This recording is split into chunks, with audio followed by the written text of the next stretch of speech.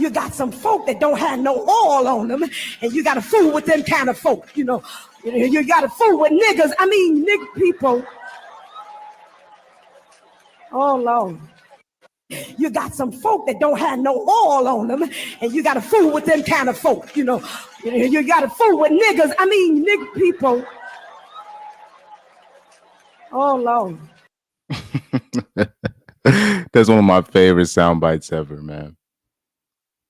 That's definitely going on a sound bite. Put in clips of Kamala Harris stating things. I don't need politicians to state things. I need politicians to do things. When I met with Kamala Harris after she summoned me, I said to her straight up, you talk out two sides of your neck and we don't know what you're talking about. I wouldn't be surprised if it's Kamala Harris who's trying to shut me the fuck up. Because I told her straight up that I feel like she is disingenuous in her messaging. And she said to me, well, you're being too critical. And I said, I am a voter. I'm supposed to be critical. Fair use. Man, I was way too close to the mic for that one. Fair use. Fair use. That's my job. And I want to see actions. She said, well, how am I supposed to talk about racism in America without calling Americans racist? I said, well, first of all, there are many racist Americans, but there's also policy, legislation, institution, and systems that are racist that need to be addressed. They need to be addressed. And if you're not going to do that in an actualized way and in a loud, bold way, people will never really know where you're coming from. Well, you can't tell me how I feel. So I'm not telling you how you feel. I'm telling you how. Miss Pro Blickety Black. Miss Pro Blickety Black. Hold on. Let me test something real quick. Let me see something real quick.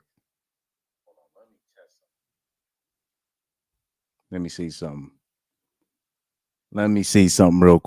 me test something real quick.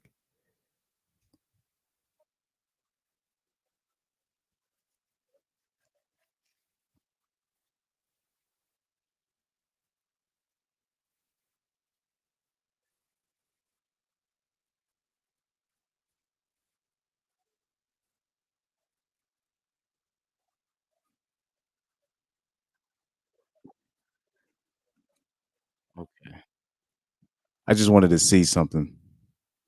See if something was working or not. I just wanted to see something. Okay. I'm good. Now I know I can work on a soundbite in peace while our audio is playing. Good. How you sound. I'm telling you how you sound. Okay?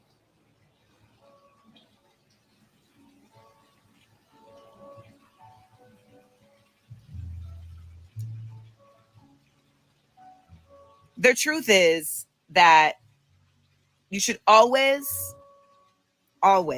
question your source and what are their intentions. And what you all need to know is that I don't need to do any of this. I don't need to talk about any of this. Oh, really? Oh, really? But yeah, this is why this is a very, man, I'm so happy I've been organizing my shows because we're only going to talk about 3 or 4 topics. And I'm giving you the preview to all 3 of these topics. Yes, sir. And I know you saw this. You my little angel. I love how you love God and you getting paid. You and your pretty girl vibes. You ain't nothing base. Let's not pretend that I'm the one that paid the down deposit on our house. Let's not pretend that I'm not the one that paid for the Range Rover. Let's not pretend that I'm the one that paid for this whole fucking life that we live. Let's not pretend that. Let's not pretend. Let's not pretend. Oh, okay. Let's not pretend. Let's just be very, very real. You told me to put it on live, so I put it on live. So, and then you want to start talking about a glass of wine, and then you want to start saying, oh, are you not going to talk? After I was just sitting here silent before we even got on live. I've been not talking. I've been not talking. I've been not talking. So what are you talking about? Oh, okay.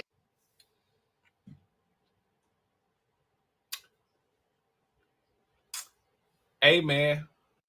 I mean, I'm just saying. They was one of the couples that y'all was clapping it up for, too. Black wife effect.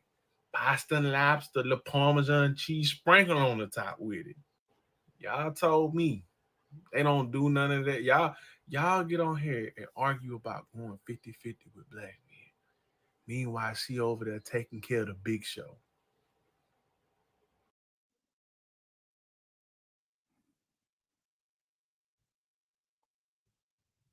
Yes, sir. These are our topics. And before we start officially, I got some Dr. Umar. I got some Dr. Umar news. By the way,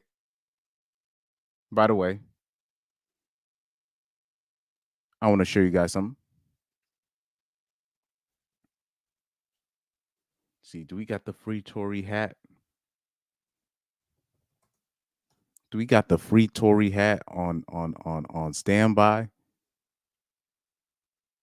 I gotta have this on my I gotta buy that shirt because this is gonna be a real movement. Oh no, they did me dirty. Give me a zoomed in picture, dog. A zoomed in picture. Pause. I need like a real picture of this. There we go. By the way, free Tory. This is gonna be our background for today when I start talking. This is the background for today. Free Tory. I've been saying this for a while. But like with Tory's case, there's other powers in play. This is why he met the fate that he did. You should have signed with Jay-Z, man. You should have signed when they gave you. You should have signed the offer. That's not to be refused. Horses' heads will be. Anyway, man. Oh man.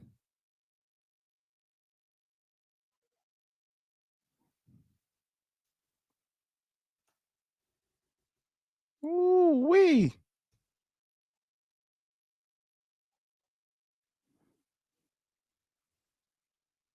Ooh wee. Still editing this little clip right here that I'm gonna add to the soundboard. I got the most bootleg soundboard like via StreamYard. I hacked it in terms of where I can put it as one of the audios to play, but I have to be on the actual StreamYard thing to play it. Lord, I know there's definitely an easy way to do this. Definitely an easier way to do this. Man, free Tory. Let me see. Truth Hunter said last shirt I bought was ballots, not bullets. Was that for the 2020 election? Because that 2020 election, that still gets on my nerves. Not necessarily the result of it, but the lead up to it. Where, because at the time I was still working at like Home Depot, and you would have like random like white people come up to me. It's like, this is a very important election, right? And you're just like, and I'm just like, yep. That was really annoying, man. That was really annoying.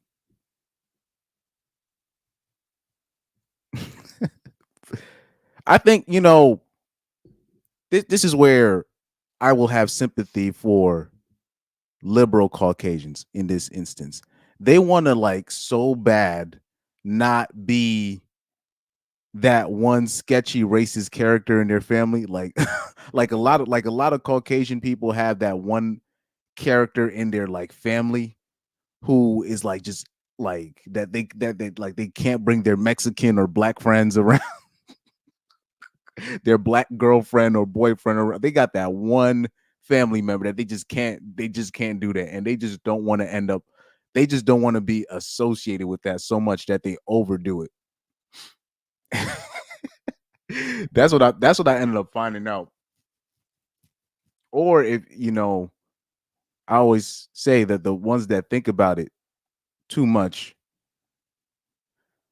are the ones that think about it too much, and then they don't even hang around other people like that in the first place. Those are very suspect as well. But really, a lot of the times is they just don't want to be associated with things that they've seen or things that they've seen from their classmates. Because I've seen that up in close and personal. So there's another angle behind that when people talk about white guilt. You know what I mean, and all that stuff. Oh man. He said, got it because I love. So he said Truth Hunter said, I got it because I love seeing people go crazy when I go grocery shopping. Nah, that man, don't even bring that stuff upon yourself, man. I don't want you to end up with like a crazy like libtard screaming at you or something. That ain't the way to go out. That ain't, I wouldn't do that to myself. You gotta do something else. Don't even bring politics to it. Just go. What I need you to do, you need to buy a Pornhub shirt. That's what you need to do. I knew this dude, he bought a Pornhub sweater and he wore it in public. It was a white sweater. That's the kind of sweater you gotta get. Everybody's gonna be laughing with you. Everybody's gonna be laughing with you. That's what you got to do. I saw like I remember when I was working at this one spot, um, and this dude came in he just came in and I saw his sweater. Everybody was looking at him and he was just shaking his head and he was smiling. You gotta make the people laugh. That's what you gotta do.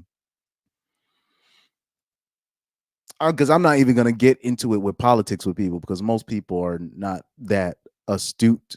They're just gonna go with who they like, who they feel more comfortable with. Most people are not going to do the research behind the policies and whatnot. So what you need to, you got to buy a Pornhub shirt, or you need to go on Corey Holcomb's website. He has these shirts. Corey Holcomb has these shirts that it's custom made shirts, right? Hold on, let me see if I can bring up his website. Let me see if I can bring up his website real quick. Corey Holcomb merchandise.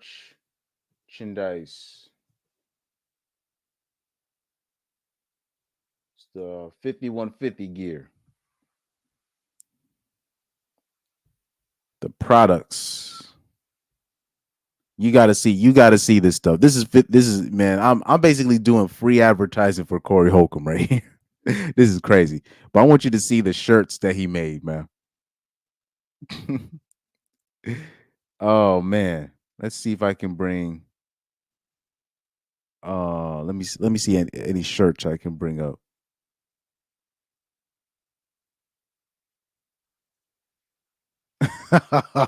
Oh, this is it right here.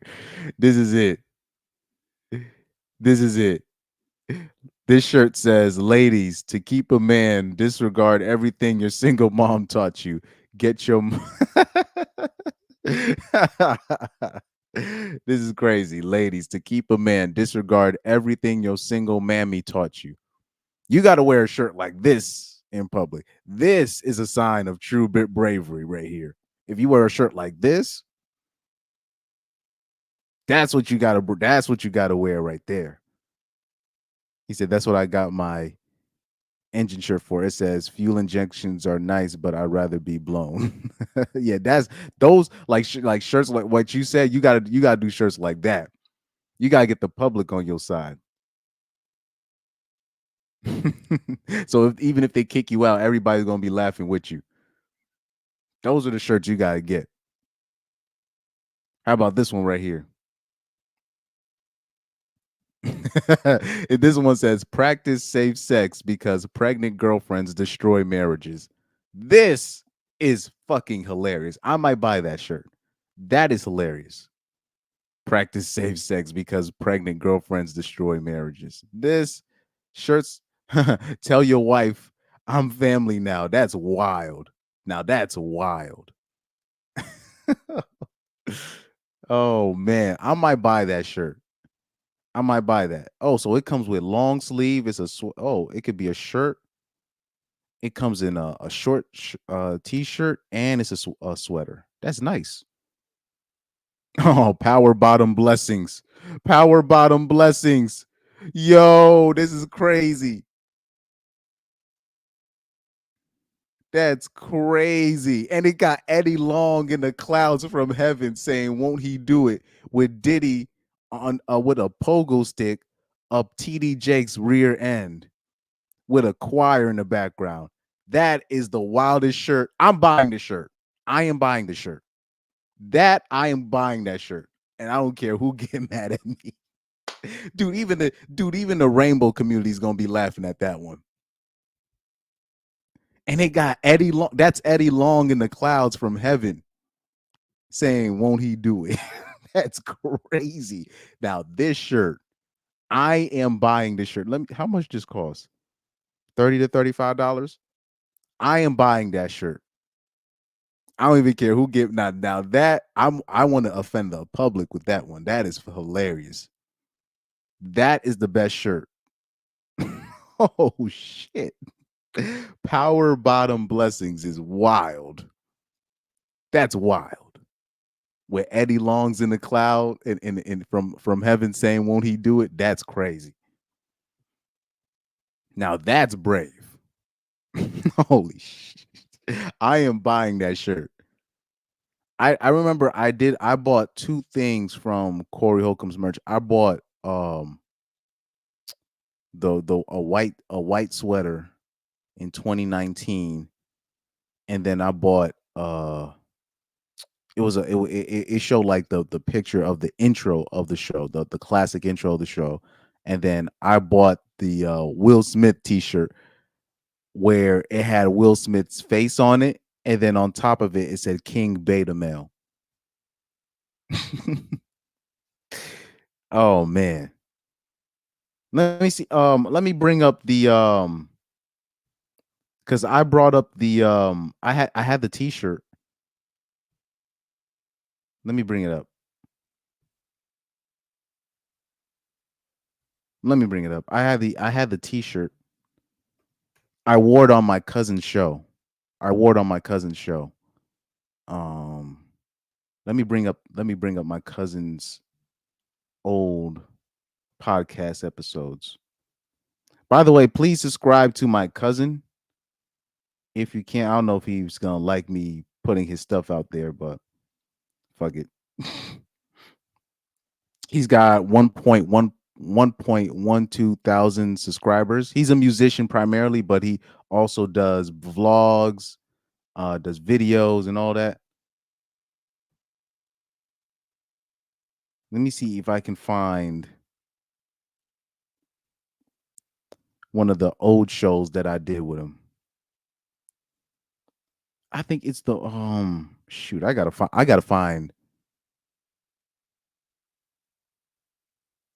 Oh yeah, that's the one. That's why I wore it. I wore this where I wore it on this one. The shit that what it turned. Nigga, what we gay now too? We gonna be gay too? No, it just turns us to different people that come out the black. So right here, the shirt. Let me see if I can. Nigga, so did we. That's another thing we gotta talk about another day. So right here is a Will Smith shirt with a crown on it, with a BK crown on it, and it says King Beta Male. I need to find a better way. Is there a better way to zoom into it?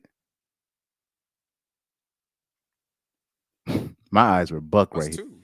Luther Vandross. Right here. So right here. That's the shirt I was wearing. King Beta Male. That's the Corey Holcomb shirt I was wearing. I don't wear that shirt anymore because for some reason the shirt just went bad. Like I guess I put it in the dryer wrong. That's what I did. So yeah. I was like, you know what? That's when I had a lot of hair. That's when I had a whole full blown afro. At least he's 100. You know what I mean? That's when I had a full blown afro. This was 20. This had to be 2021. Yeah, that had to be 2021 on that one. That had 2020. That was 2021. I didn't cut my afro off until 2022. Anyway. Oh man, let me see if I can. You know what? This right there, I'm gonna save the shirt. Let me see. Adult, small. Is that a shirt? Man, I gotta buy that shirt, man. I gotta buy this shirt. I am so buying this shirt. This shirt is wild, man.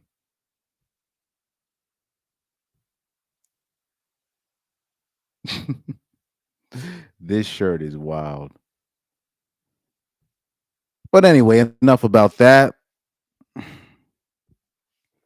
Let's hit a random topic before we get into the main topics. Let's hit up a random topic, right? Let's hit up a random topic. Let's bring up something near and dear to me, near and dear to my heart.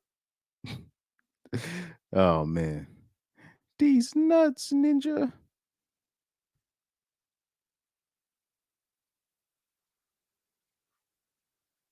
Right here.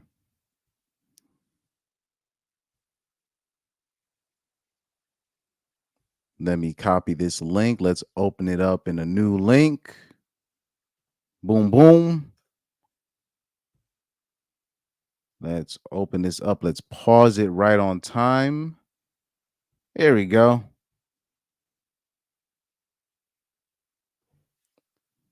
Man, because I already did a video analysis of this. That's going to drop most likely tomorrow or Wednesday. But I wanted to show you this. Young Doka, man, what's up? This is the shirt I'm going to buy. There's a shirt that I saw on Corey Holcomb's website that I'm going to buy this shirt. It's called, if you look at it, it's Power Bottom Blessings is the label on the shirt. And it got Diddy with a pogo stick up TD Jake's ass, TD Jake's rear end. And it has Eddie Long in the clouds from heaven saying, "Won't he do it?" That is the wildest shirt I have seen in my life so far. I did not know Corey Holcomb had this shirt. I am going to buy this. Right after the show is done, I am going to buy this shirt. Anyways, back to the main topic at hand. Here we're gonna have a Latina straggle, and this is right here. This is what you call, this is a Latina straggle, a Latina ghetto character. These characters run amok because they're almost something, because they look racially ambiguous, and black men usually let these chicks off the hook, even though like it'll be black dudes that'll talk crazy about black women doing this and that, but then it'll be women like this causing the most wreck out of everybody, but because she's light skinned, or because she's racially ambiguous, or because she's Latina, they'll just let her just run roughshod over everybody, right? So here she is going to be mad at the black man here, right? It's gonna be a black man. It's gonna be a black man, a Latina straggle, another bitch that I don't know what race she is, racially ambiguous, and then there's gonna be a Latino dude simp, a Latino male simp in this clip. Now, they're basically gonna try to argue against the black man, because the black dude in this clip is saying, "I don't want to wife up a bitch that ever worked at a club. A bitch, he's just trying to say, if you're a woman and you worked at a club, there's no way I'm gonna wife you. And they're gonna try to argue against him, but primarily this Latina straggle here. You can't judge somebody by what they do to make money. I just told you I did. Yeah. Okay, and I'm telling you, you mad close-minded, like, and I don't mad sassy too, like. Okay. I mean, Oh yeah, I forgot. There's also a black male simp in the background trying to instigate some bullshit. Anyways, that's you. You blocking your blessings. You never know. I'm blocking my blessings because I don't want to wife a girl that works in a club. No. Just by being so close-minded. That's a. How? Because I said so. But there's nothing wrong with that, though, bro. There's nothing wrong with it. that's the Latino male simp there too as well. And you making it seem. There's nothing wrong with it, but it comes with shit. That's what you're calling me. You're calling me close-minded, but you're being very close-minded right now because you're not thinking about the stuff that it comes with. What it comes with? What you think it come with? It come with hella annoying ass shit that I don't want to deal with. I know I'm a different type of nigga. I could probably handle it, but do I want to? No. Okay. That's your standards. You can't judge some. Man, people don't understand the nonsense. If you're like a black man with his head on straight, or just a black man with some kind of common sense, or if you are a man that lives in straggle communities or amongst these people, right? It's the stuff that you're gonna hear out of the average broad in general is gonna blow your mind. It's going to blow your mind, right?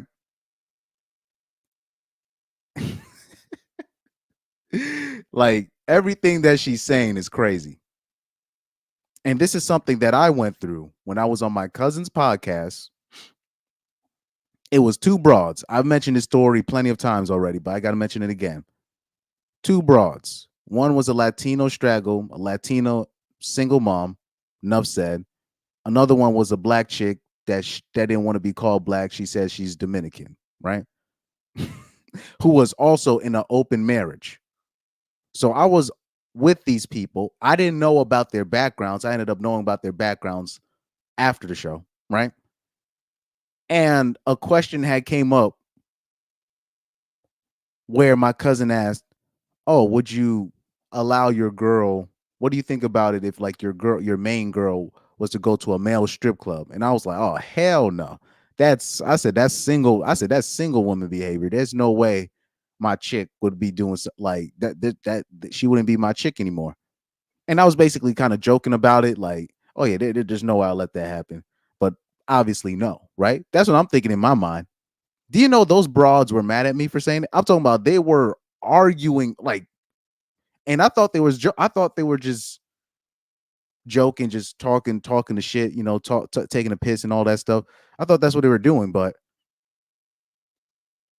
they were dead serious.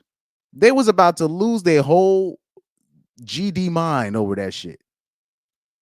So much to the point, my cousin's manager at the time, who was the guy that was my cousin's manager at the time, he stopped the pod. He was like, he said, "You girls, you guys got to relax and blah blah blah." And I was like, "Oh shoot, they dead serious. They were really serious about," because the Spanish bitch was standing up, you know, her whole 5 foot self standing up, right? And the black chick had her say, right? But like I said, like when you're dealing with straggles, that's you can't deal with people like that. You're really putting yourself in harm's way. You're putting yourself in danger. You're putting yourself in a position where you could really seriously damage your mental health if you're dealing with people like that, right? So let's replay this one more time. Oh, let me see. Truth Hunter says, classic women using sign language. Shame, insults, guilt need to be right. I'd be like, she can go, but we done. But like, hold on for a sec, because I'm gonna analyze this and then I'm gonna show you the profiles of the people in this clip, and it's gonna tell you everything you need to know about them. somebody about what they do to make money. I just told you I did. So the first thing she says is you can't judge somebody what they do on what they do to make money. First of all, women do that all the time. So anytime when you hear a woman say you can't judge nobody on how they make their money, they're really trying to say they only say that if you have questions of her being a 304 in the past. If her 30 if somebody is doing a job where 304ness or prostitution, right? Selling punani is attached to whatever job that you're doing. That's the only time they'll be like, oh, you can't judge somebody on how they make their money. Yes, you can. First of all, everybody does that. And second of all, woman will be that is going to be the same girl. Trust me. This is going to be the same girl. If you cheat on her with a girl that works at the club, she's going to be the first person calling that girl a slut and a prostitute and all that stuff. She's going to be the first one. Women will be the first people to call the women that they know sluts when the woman that they're hanging out with shorts them on some money, steals her toilet. I done seen bitches get called sluts because somebody stole their toilet paper, their toilet tissue. Somebody steal their tampons. That's when they start calling people sluts, bitches, and prostitutes. 304. All what? You piss a bitch off a certain way, all that, man. You think I'm misogynist, right? Please, you think we slut shame? What cheat on your girl with a stripper, and you're gonna see. And if she finds out the way she gonna describe that girl, you gonna think that you'd be like, is this my girlfriend or is this Tommy Sotomayor? What's going on? It's crazy, man. Did. Yeah. Okay, and I'm telling you, you mad close-minded, like, and I'm mad sassy too, like. Okay. And shout out to the dude for not really responding to that. And like I said, it's interesting. Women will have all these gay friends, all these rainbow friends, all these weirdos as friends, quote unquote, as friends. But then when she's talking with a straight man and a straight man is standing his ground or trying to set her right or stay in her, put her in her place, that's when they start calling you sassy. That's when they start calling you gay. And like I said, when women call you sassy, it's just another way for them to call you gay, because they're changing the language, because they used to just call men outright gay, but now they've been getting called out by straight men for being hypocrites, because because they're like, don't y'all have all these gay friends? Why are you using it as a diss? So now instead of calling men gay, they just call men sassy, which is just another way to call men gay. And I wish the rainbow, the butt pirate community, you know what I mean? I wish they would actually call out women for using them as a butt of a joke to diss straight men. But like I said, the rainbow community, they're not going to do that. I expect nothing more, nothing less. Truth Hunter said this. Yeah, they judge McDonald's workers. Yeah, tell a bitch you work at McDonald's. She gonna judge the hell out of that. Tell a bitch you work at Burger King. This gonna be this. And I was just talking about the woman judging other women. Now, when it comes to women judging other men, about what women literally say 6 figures. that's you already judging somebody. That's crazy.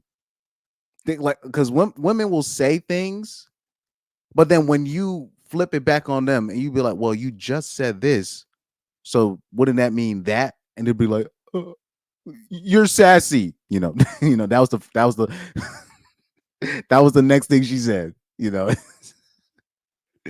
Oh man. Hold on, man. Young Doka said, I need a shirt that says swallowed up. The TD Jakes shirt. Oh yeah, that girl that I'm showing you right now, she's done a lot of swallowing. She has done a lot of swallowing. By the way, when it comes to like Latina girls, they get started mad early as well. Sexually. They get started mad early, like really, really, really early. Anyway, let's continue. You blocking your blessings. You never know. I'm blocking my blessings because I don't want to wife a girl that works in a club. No. It's sad how in 2024 he had to say that. He has to say this.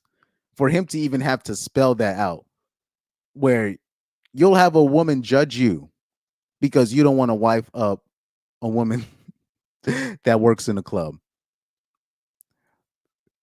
They'll judge you because you don't want to wife up a woman that works as a barista or a bottle service girl, a stripper, an escort.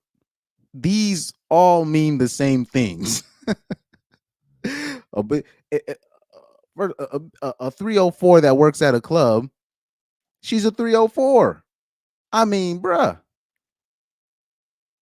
Especially they're probably talking about a bottle service girl.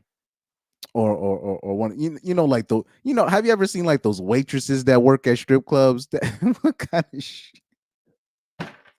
Yo, Craig Fax said it best. He said if you are a bottle service girl or you're a waitress at a strip club, he said you're basically a hoe with no courage. Because they're gonna think that you'll choose a stripper over that bitch, and she'll think, why did you choose the stripper over me? But really, they just don't want to take the first step. They think they're better than the strippers just because they're working at the strip club, but not actually on the pole, but they're waitresses and bottle service girls. So they think they think they're better than the strippers. Those bitches like that get on my nerves, dog. Anyway. Nah, just by being so close-minded. That's how? Because I said so. But there's Let it nothing wrong resonate. with that. And here's the male simp right here. There's nothing wrong with that, though. These are the people I've had to deal with in my life, dog. These people right here. You know, of all races, mind you, of all races. Male simps are very, you know, it's race neutral. Very race neutral. That though, bro. There's nothing wrong with it. And you making it seem There's nothing wrong with it, but it comes with shit. That's what you're calling me close-minded, but you're being very close-minded right now. No. And shout out to him for pointing out that they're basically projecting on him. He doesn't have to explain why 2 + 2 = 4. I shouldn't have to explain. I shouldn't have to explain these things to you. I shouldn't have to explain like I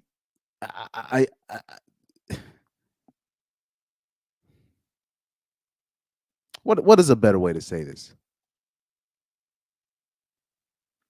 I don't know what a better way to say this, but to say I shouldn't have to explain why if you do this, that is gonna happen. And when the answers is like right in front of you, but they just refuse to. They just act like it's normal. Like I should treat somebody that works at a bitch that works at a club the same as I should say treat them the same as like a woman that works in the office. Like what are we doing? Are you kidding me? Like what? I can't do that. I can't be going out with no bottle service girl. We already know they belong to the streets. I can't go out with no hooter waitress. We know what they do on the side. I shouldn't have to explain that. But this is right here. They're gonna ask him why. That's the craziest part in this whole thing. Because you're not thinking about the stuff that it comes with. What it comes with? What it comes with? What you think it come with? It come with hella annoying ass that I don't want to. Like for him to have to even, and thankfully, I'm so happy he didn't give no specifics, because if he gave a specific, they're gonna be like, well, nurses do that too, or teachers do. We know that, but it shouldn't have to be, because if you actually, that's the trap that they're about to set. Because if he actually was to go through an example with dealing with a bottle service girl, they're gonna bring up another profession where they do the same thing, and you don't got to explain yourself why. I don't want to go out with an escort. I don't want. So, I'm sorry. Let me rephrase. I don't want to put a ring on a finger. I don't want to make a wife out of a bottle service girl at a club. I don't. That should be pretty obvious.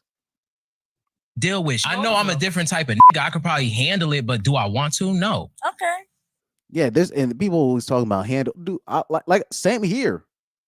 I can probably. There's a lot of things I can handle, but do I have to? I don't want to be dealing with that. I could probably handle it, quote unquote, whatever that means. But that's not what kudos, what points do you get for that? You know? But anyway. This is the nonsense we got to deal with. Educated Tyrone said, blocking liabilities, not blessings. It's like like I said, we shouldn't have to explain this, but this has happened to me before when I was on my cousin's podcast. One day I got to get my cousin to call in on one of these shows. But sometimes my cousin is in the chat. Sometimes. So if he ever feels like calling, just tell me to drop, because I don't think I'm gonna drop the StreamYard link. I'm not sure if I am. But if my cousins were to say, yo, drop the StreamYard link, I'll drop the StreamYard link in. I'll have him tell that story. That shit is crazy. Truth Hunter says, a woman called me gay once. So I told her, I'll prove you wrong by piping your friend. Ended up piping her friend and told her you're wrong. You went the extra mile. This is what usually, because that doesn't usually happen to me, right? Or a woman calling me indirectly sassy, whatever. I remember the one time where a woman was trying to do that to me just because I quote unquote rejected her. I called her out on it. I was like, aren't you the one that got the rainbow thing in your profile? And I called her out on her shit in front of her people. And yeah. So people don't even try me on that stuff, because I will call you out if you try that nonsense with me saying, "Oh, you sassy." I'm like, wait, what do you mean by that? Elaborate. And by the way, these be the same broads that be having all these gay friends, all these dudes doing all them I'll be seeing them on Instagram, on Snapchat, Instagram, partying with these people, sleeping with these people sometimes. That's another story. Having these people doing their hair. That's another story. I'm not even going to go into that. Anyways. Young Doka said, if you ask a girl a question and she says, "'cause I said so," you need to pack it up and walk away. She ain't worth the time for even a convo, let alone a relationship. That's why, for me, I can't see myself having a woman like in terms of on the show. I can't see myself having a podcast full of broads. I can't people talk about Fresh and Fit and these people. Before Fresh and Fit, I used to watch the Zoe Williams show, right? That's the show I used to watch, the Zoe Williams show. This was in 2016, 2017, 2018, 2019, so forth and so on. So before Fresh and Fit and all these people having all these bitches on the show, talking about nothing. Watch this, guys.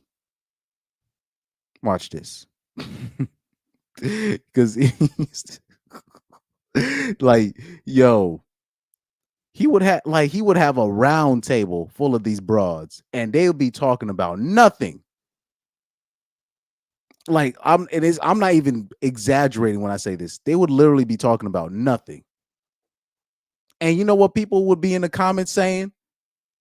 Oh, that's because they're in LA. It's the same thing that they say about the fresh and fit broads. Oh, it's because they're in LA. And not all women are like this. Yes, they are. They talk about nothing. They just talk about nothing.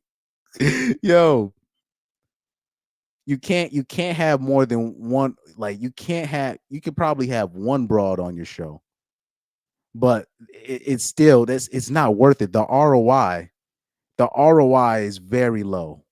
It's like the ROI is very low. I would not recommend. I'm trying to see if I can bring up one show or a where he had like a panel of these people. Of the voice of reason. So he would have these shows with these broads on. I know you guys can't see it, but there's actually 4 broads on the panel. It's just the camera's not picking up the other one. So he would have these round tables with these broads. Now, mind you, this is 2017. I'm showing you 2017. 2017. He would have these panels every week with these broads talk, and I'm telling you, that's why I laugh when people talk about, oh, fresh and fit. They just be targeting these women that don't know anything. Bro, it don't matter what profession. It don't matter where you do it. They Oh man. True Hunter says she tried to hit on me at the bar. I said no, that's what started it. Yeah, that happened to me once before. Sorry. Yeah. Where basically anytime you turned out, like, that's why I laugh when women say men can't take rejection. I'm like, nah, women can't take rejection, dog. You turn down a woman sexually or whatever, she gonna act like something's wrong with you.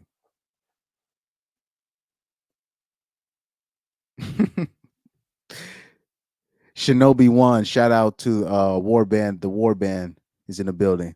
He said, record the sound of a bunch of birds squawking and chirping. That's what a gaggle of women sound like to me. Facts. I actually that's so in one of the videos that I recorded today, I didn't post it, but it's recorded and set to play tomorrow or Wednesday. I said that. I said I'm gonna record some chickens. I'm just gonna record just some chickens, like, bark, bark, bark, bark, bark, bark, bark, bark, and then just anytime women just start talking a little bit too much, click that sound bite. That's what it is. That's literally what it is, man. That or 3 to 4 people scratching a chalkboard at the same time. Yeah, well, yikes. Yikes. I don't even want to think about that. Fed and fraud just have found a niche. People enjoy seeing young entitled women get put in their place. Exactly. That's why people really like the show, because that's the first time they ever see women like get put in their place, quote unquote. But you're not supposed to be arguing with women. You're gonna kill. Why do you think Kevin Samuels died early, nigga? That's low key why. That's low key part of the reason why he died an early death. Because in my opinion, you take into account the late night streams he was doing, the Red Bull he was drinking. Now, I believe that he was murdered. In my opinion, I believe Kevin Samuels was murdered. But if we're taking it at face value, I believe the stress of having putting these women on his platform, or debate, quote unquote, debating these women, it's gonna take a toll on you physically. It's gonna take a toll on you physically.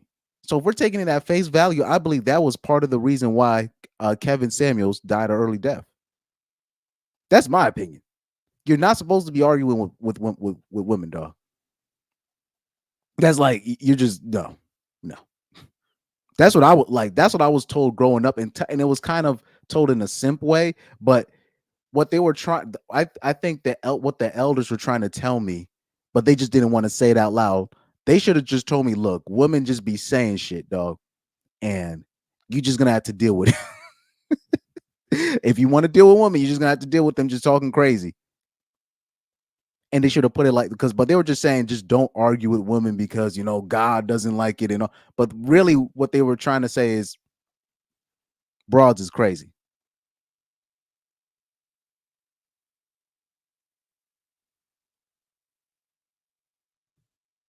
Well, yeah, the master key I learned. I knew about that line in high school. Puniti. But anyway, man. Let me show you guys something. So the Latina straggle that was arguing with this guy, right? This is her profile.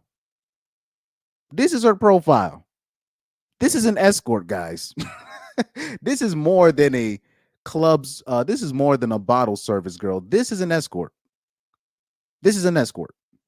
Do you know how many girls I know like this? Not necessarily escorts, but I know plenty of women like this. But this is like I said, at worst, a lightweight escort. Sorry, at best, a lightweight escort. This is a lightweight escort. Most likely a full-blown escort. Oh no, this is an escort, guys. All right, actually, never mind. Let me take that back. This is a full-blown escort. You know why? Look at this.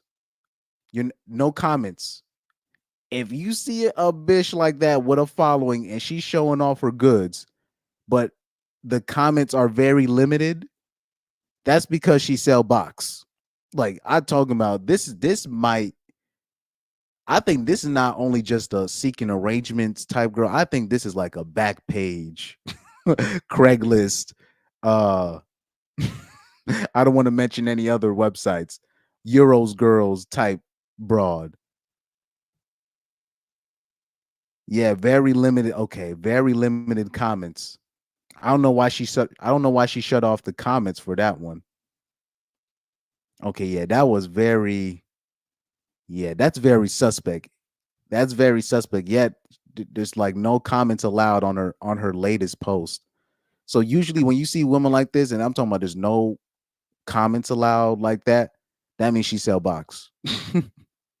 But if you look at her page, that's not her loft. Somebody flew her out there. This girl belonged to the game. But yeah, shout out to the Warband members in here, man. Shout out to y'all. Each picture in a different location. It's a different body on her count in my book. Easy. Yeah, those are facts. But but a girl like that, her body count is her body count is definitely way in the when we talk about 3 digits, but I'm talking about upper 3 digits. Her body counts is upper 3 digits, definitely in the 3-digit range with her. And I'm pretty sure she's probably not even over the age of 24. She's probably not even 24, dog. That's a crazy part about it. Like a girl like that, she's probably not even 24. Believe it or not, I know she might look experienced and she cannot be over the age of 24. Looking at her, I'm guessing 22. I'm guessing 22. 21 or 22. That's a definitely a very good estimate. That's a very good estimate. He said have to use trigonometry to find out her body count. And guys, I think men are very behind in terms of body count because I done heard people say like 20 is a high body count, and I'm like, guys, 20 in today with today's women, 20 is a low body count. That's a low body count. in today's age, 20 is a low body count. 20 is nothing, dog. For the average broad today, it's 20 is a low body count. Like I remember saying something like that, like in like an Instagram comment section, and people were like, what? There's a lot of dudes that don't know. A lot of dudes that don't know, man.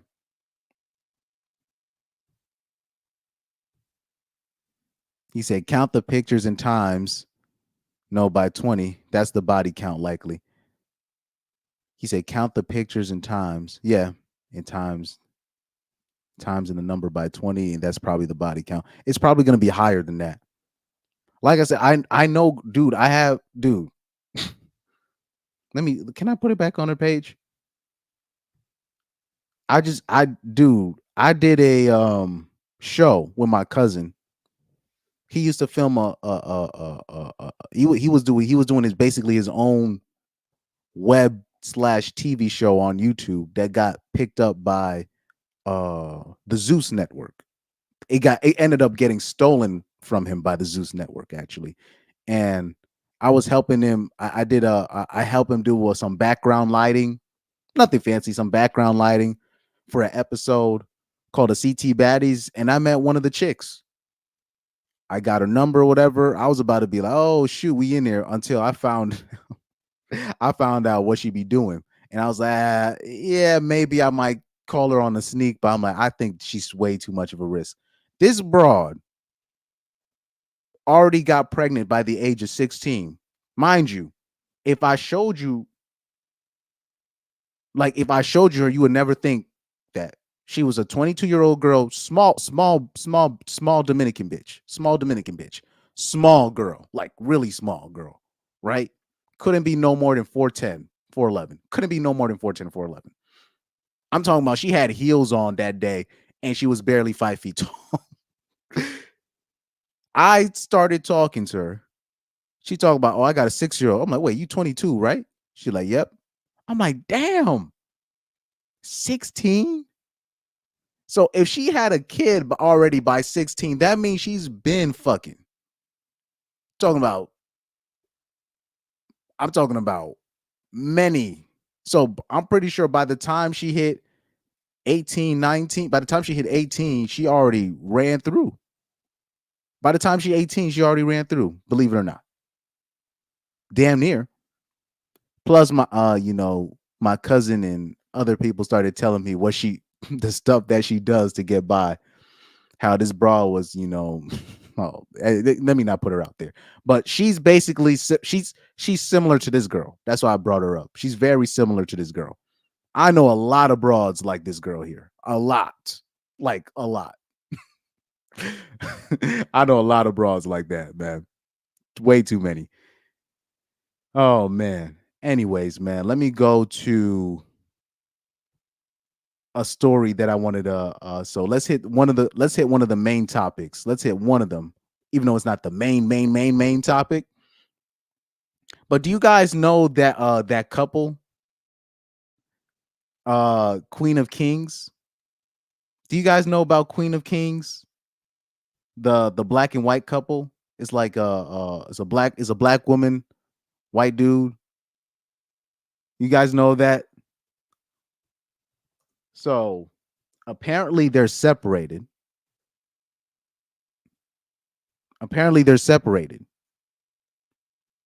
Right?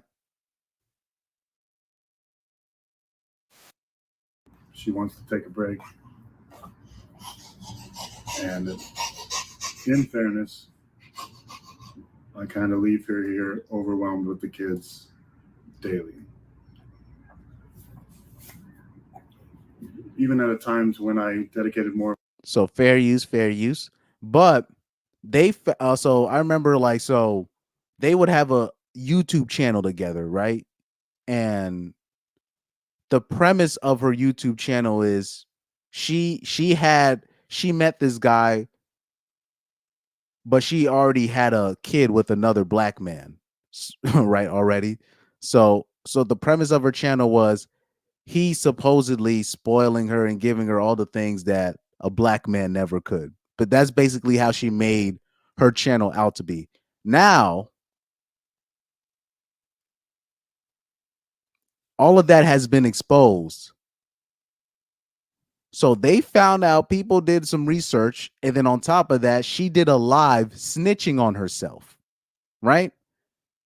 In this live that she did, she's going to expose herself that she was actually paying for everything and putting it on Instagram and making it seem like he paid, the white dude was paying for everything, but she was actually paying for everything just to make herself look good on the internet. So it's the weirdest, is one of the weirdest stories I've seen in a while, where it's this thing where I'm seeing black women on online doing like some like really weird shit. Like I remember seeing a black woman, like she like made up a quote that like a billionaire said, that if you actually want to get business done, you need to marry a black woman.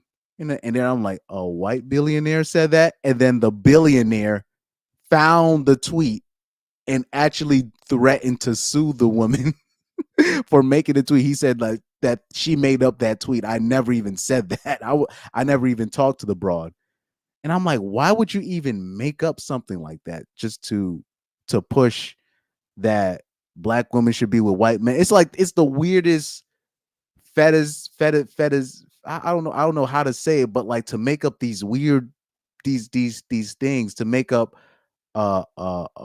these things just to shit on black men, and then on top of that to pedestalize your fetish, and then by making certain stuff up about it, it's weird. That's like really weird to me. That's very weird, because first of all, you don't have to do that. And second of all, just because you're dating somebody, a male of a different race, doesn't mean that you're just gonna stop paying for everything. It's always like women are just trying to, they're really like, women don't want to work no more, dog. Women work for a little bit, now they don't want to work no more. So much so that now this was the same woman that'd be like, I'll never go 50-50 with a black man and blah blah blah. Meanwhile, she's going 0-100 with this white dude. So take a look. I want you guys to watch this right here. So you see the caption, "Oh, nothing, just a black man's baby mama, a white man spoiled, married, and moved to Hawaii." So that was most of her content. So in this she did a live, but she was drunk in this live, and she basically exposed herself that she's basically been paying for all these things. And he's basically just the hired male hunk that impregnated her.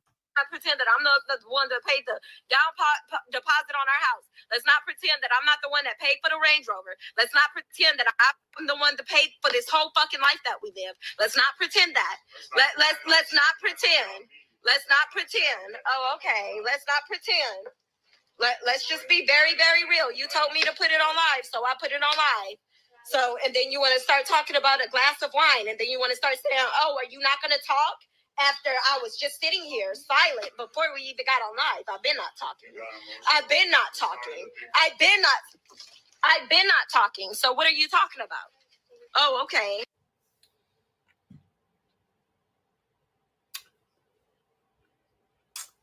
Hey, man. I mean, I'm just saying. They was one of the couples that y'all was clapping it up for too. Black wife effect. Pasta and lobster, the Parmesan cheese sprinkled on the top with it. Y'all told me they don't do none of that. Y'all get on here and argue about going 50-50 with black men. Meanwhile, she over there taking care of the big show. He said, meanwhile, she taking care of the big show. Does he really look like the big show? I don't want to disrespect the dude.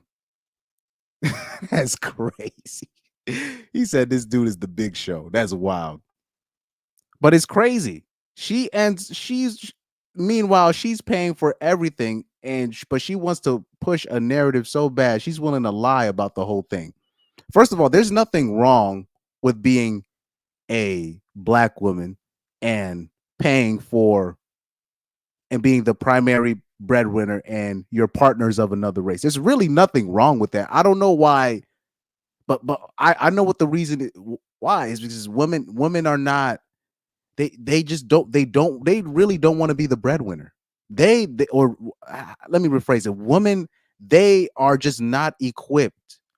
They just don't have the equipment to be the breadwinner. And I'm talking about all women of all races, mind you. Women are just not equipped. They're just most women, they're just not equipped to have that position. They're just not equipped.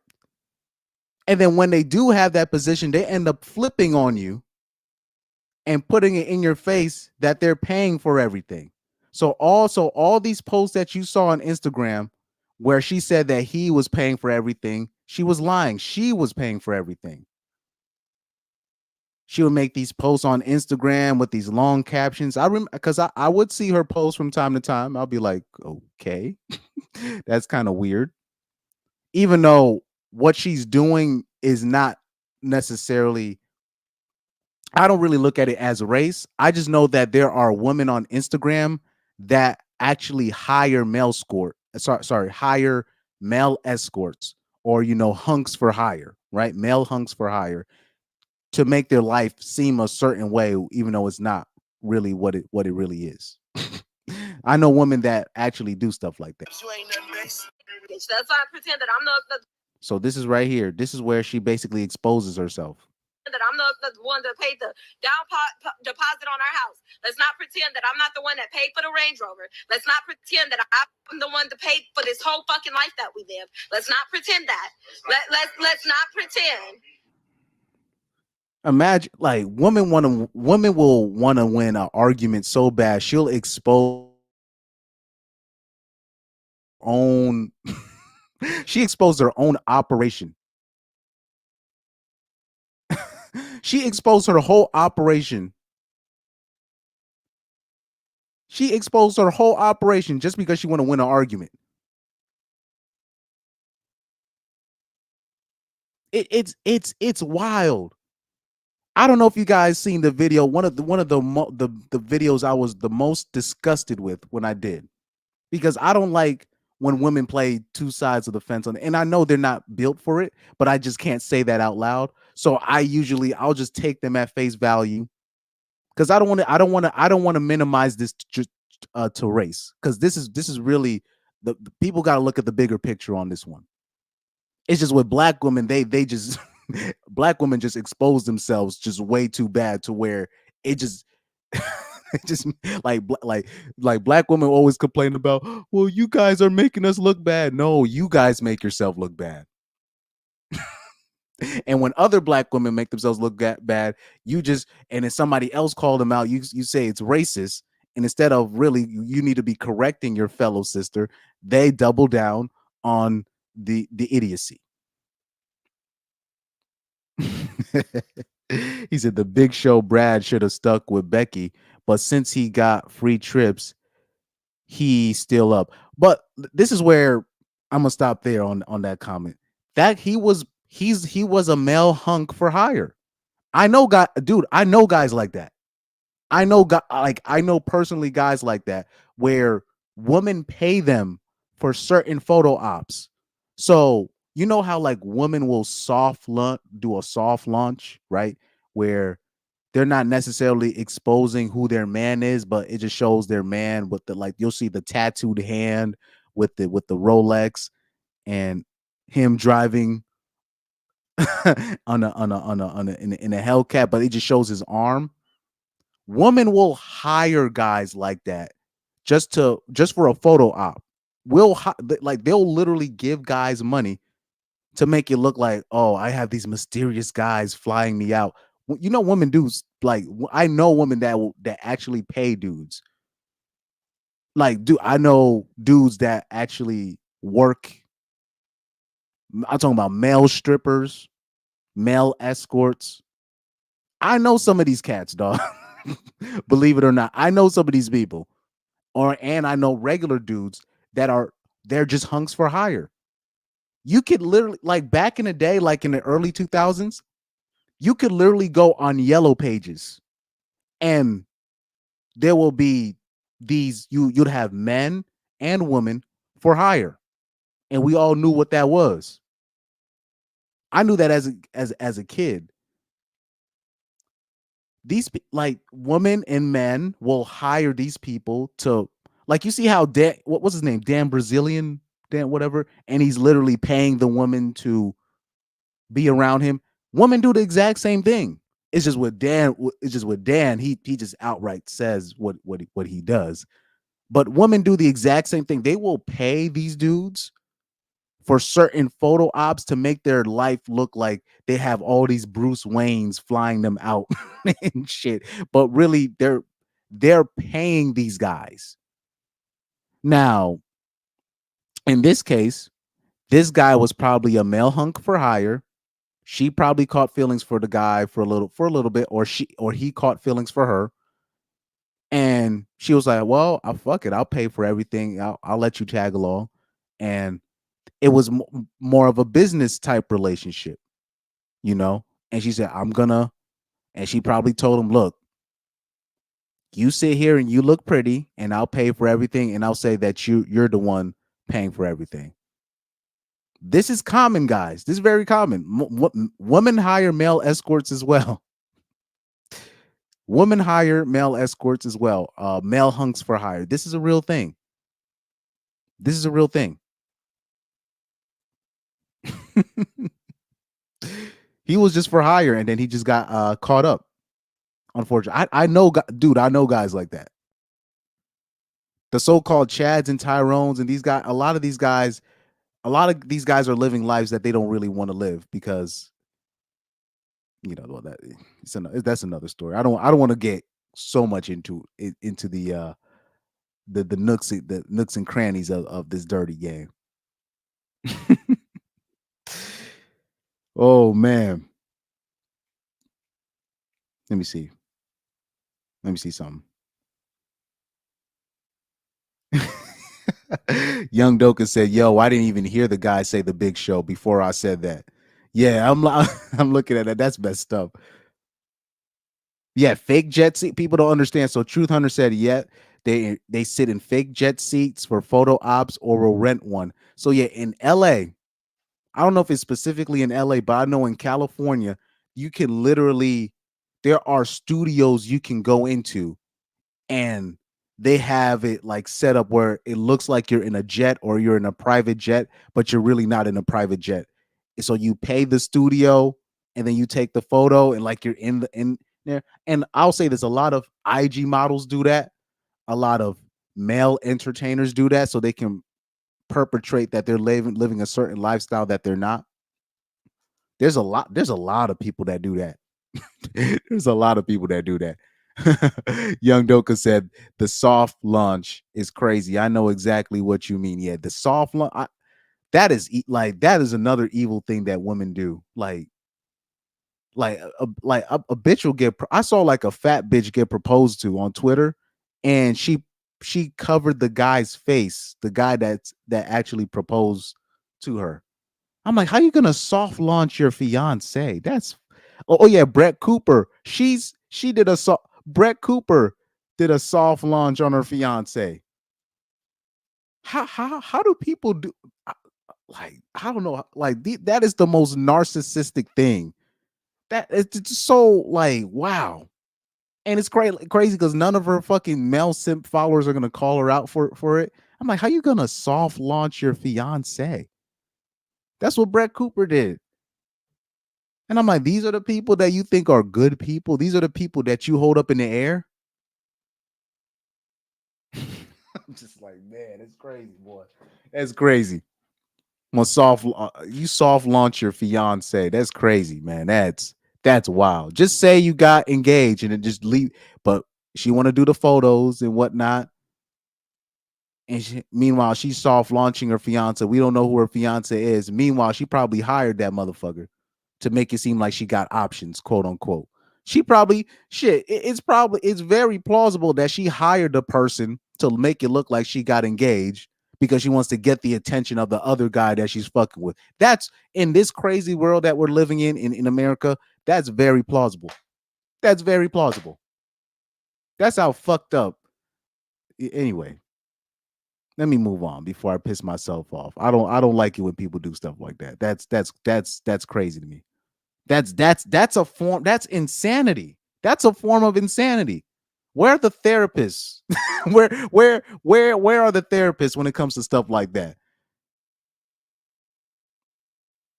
No, they just want to. The therapists are only there when you tell your bitch to shut the fuck up because she talked one too many times. Now I'm narcissistic and controlling, and that's when I gotta get therapy. Or the bitch catch me watching porn. Now I gotta go to therapy for that. Meanwhile, bitches be soft launching their fiancés, and we think this is normal. This is sick. This is wow.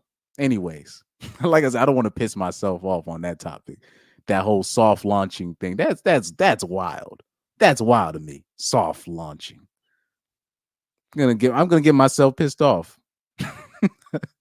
Anyway, so the reason why I brought that video up with that girl, I wanted to also highlight a bigger point, right? Because I remember I did this video. Because I want to really drive home this point. Pause. Here we go. So, do you guys remember when I did this video? That video of that black woman that was with that European white dude, but you could tell like he's like a tall dude, like she clearly like married him or is going out with him because of his genetics. Clearly, that's what the situation is. But it's even more than that. When I was talking about how she was basically emasculating him. So remember this video I did. Let me see if I can play it real quick. Responsibility. He's the one, let me see, doing all that, and she gets to keep and hoard all her and shit, and start a legacy and whatnot. So it's clear to me that men are naturally made for this, but seeing the actions of certain women in this day and age, I really question, are they really these nurturers that we make them out to be? Are they really this natural, sympathetic, loving beings? Or are they just human, just like the rest of us? Let's play this video. From an income perspective, I think we have a pretty big gap. And so then what's your salary versus what's your salary, Bailey? So I'm making between like 300 to 350 a year. Good girl. That's what we like to hear. Sorry, no offense. Yeah. And I'm making 70 a year, but there will be bonuses and, returns, but like the business hasn't been lucrative yet. We just opened them. And I think I pressure him a lot to be like, all right. Sorry, I think he's actually South American now that I'm hearing the accent. Like, what's the plan? Like, share that with me so that like we can work towards whatever, you want to be making. Yeah. And I think that as a woman, it is hard to sort of grapple with paying more in the relationship. Like the opposite of like every rap song. Every rap song, 100%. How often do you meet a partner who makes exactly the same amount as you? That's crazy. Fair use. Like that, this bitch pissed me so off. Like I was, like she triggered me. Because I'm like, what is the point of women making money? Craig Fax, I don't know if Reaper is listening, but Craig Fax made a point 2 weeks ago. Craig Fax believes that women are not supposed to be getting rich. he just flat out said he just thinks he says that women are not supposed to be getting rich. They're supposed to be just strictly supporting their man, and whatever he goes through, whatever she's supposed to be supplementing. So if he's doing this, then if she ends up having a job, that job is just supplementing. So really the money that she's making, it should really just go as a direct deposit into the man's account. And In 2024, I completely agree with that. I don't think women should be getting rich. And I know that sounds crazy, but what's the point? So this bitch is making what, 300K, 400K. She's making more than most people on the planet. Fuck America. She's making more than most people on the planet.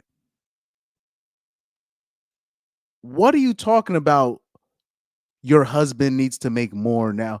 If he's making 60, 70K, he should just be able to just be free to do what he needs to do. You're the breadwinner now.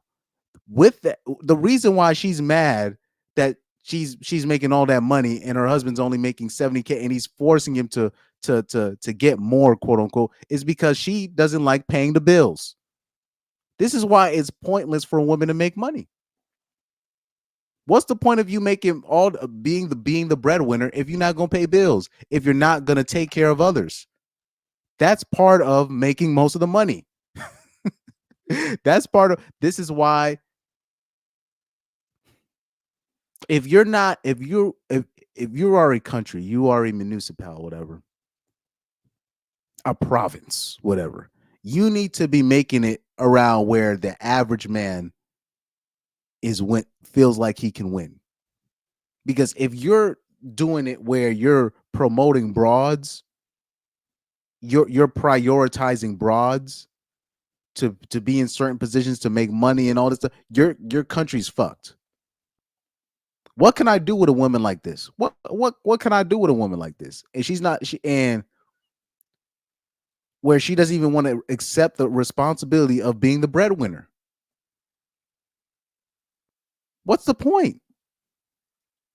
She make 300K and she's forcing her husband to start a business. Why don't you take care of your husband? And then but like I said, bitches don't want to work. This is why it's pointless to be having all these programs, these agendas where we're doing these DEIs and we put in women in leadership positions, and it's clear that they don't really want to do this. It's clear. It's clear as day. The fuck is he talking about? You make 300, you make 300K, 400K. And then on top of that, and then another part of this is, say this is also another reason why.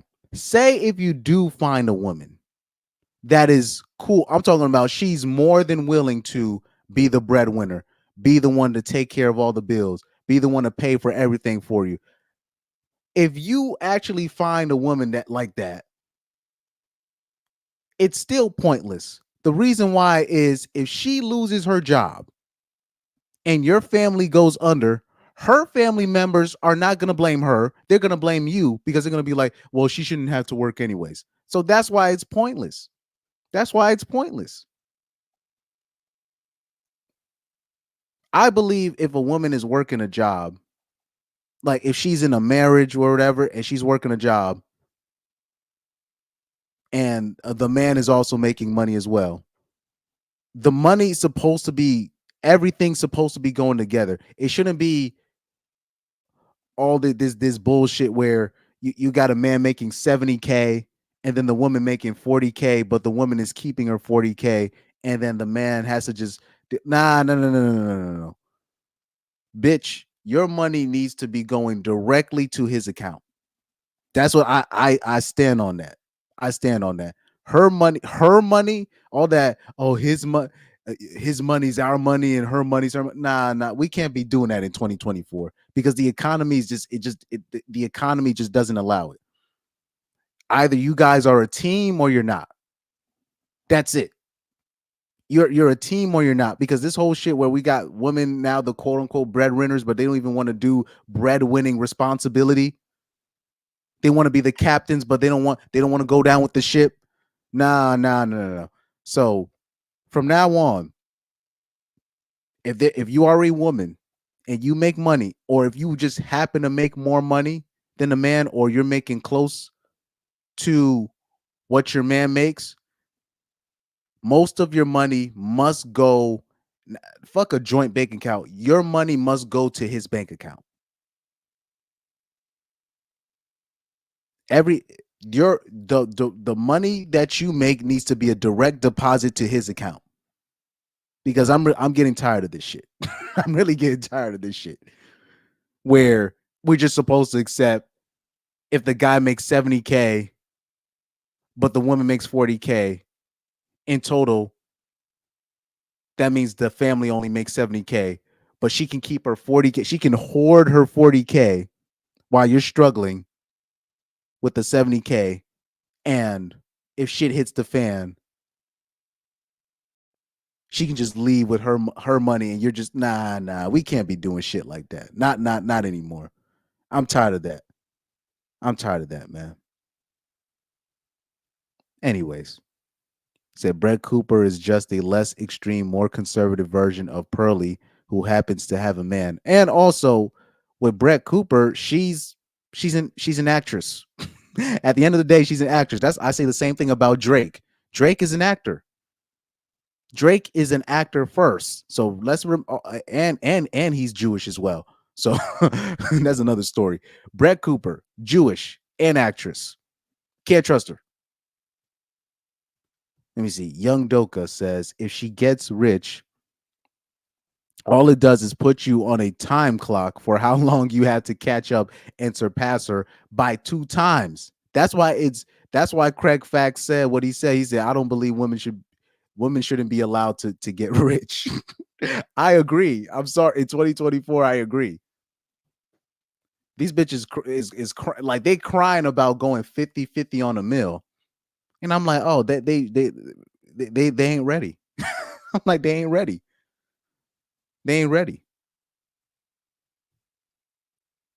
Exactly. He says switch positions and he's supportive and it would help her make a business and she would never do what he would. If you switch positions, not only would he help her with the business, he would front the money with the business just for her to waste it and he would still stay with her. That's how it works. Where the guy is making mad money, and then the wife's like, Let me try to do something. Let me help. Let me start my business as well. Okay, he fronts her the money. She ends up squanders it, and it's actually really a loss, a net loss. But he has so much money that he can cover for it. That's just what it is. And let me take it a step further. Let me take it a step. Oh, shout out to you, Pyro, bro. I see you. He said, shout out to Pyro. But I'll take it a step further. When you look at the Simone Biles and Jonathan Owens things, that situation, right? That just shows me I really was like, when I saw the backlash that Jonathan Owens got after the interview with Ryan Clark with him and Simone Biles on the show, I was convinced that, I will say 75%. No, fuck, I'll be nice. I'll say 60 to 65% of women walking this earth in America are retards. I think I'm being nice with that percentage. Are I'll say a high functioning retards, meaning they're still smart enough to finesse men out of their money, but they're still retards. I came to that conclusion. Here you had Jonathan Owens, right? When he said, I didn't really know who she was at the time. Now, for some weird reason, I don't know why people jumped to the conclusion that he was disrespecting her. And these are the same people that said, Chris, you need emotional intelligence. And this is how I took it as. I took it as, oh, he's just overdoing it. And the reason why I believe he was saying that, he was just trying to prove that he likes Simone Biles for who she is, not for her Olympic gold medals, not for her being one of the best gymnasts of all time. He was just trying to prove that he likes her for her. And he overdid it. That's how I took it as. But then you got these people, most of these women out, they're retards. I'm sorry. I don't know how they couldn't see. It was really a sweet gesture by him. He was just trying to overprove that he likes Simone Biles for her, not because he are in Jonathan Owens' mind. I can tell, because the thing is, when you're going out with a very successful woman, whether it be money wise, social wise, or fame wise, if she's dealing with a dude that's of less social status, quote unquote, the perception is, oh, you using her, or you only using her for her money. So he wanted to dispel that, and I thought it was pretty obvious. Like they took it as disrespect. I'm like, guys, men and women we're not the same. We actually like women for who they are. And it basically exposed that for women to take that as disrespect, it actually exposed the average American broad for who they are. All they're looking for is status, money, and attention. Really just money and attention. Everything else is negotiable for most of them. So I was like, yeah, like that basically opened my eyes to another level of idiocy that I just was unaware of. And these are the same people that they will tell me that I need a therapist. They will tell me I'm emotionally unintelligent. I'm because like I would actually give broads a pass if they were to say, oh, I think Jonathan Owens is using her for her fame. I would actually give them a pass. Or some like if it was similar to that, oh, he's trying to overdo it, but he only likes her for fame. They took it as, oh, he's actively trying to destroy her and blah, blah, blah. I'm like, no, that's what the pookies you go out with, that's what they do. I'm like, this guy's an NFL. First of all, it's not far-fetched for him to say that he didn't really know the magnitude of who Simone Biles was. Because a lot of these football players and basketball players in America, they're way too stuck in their own world.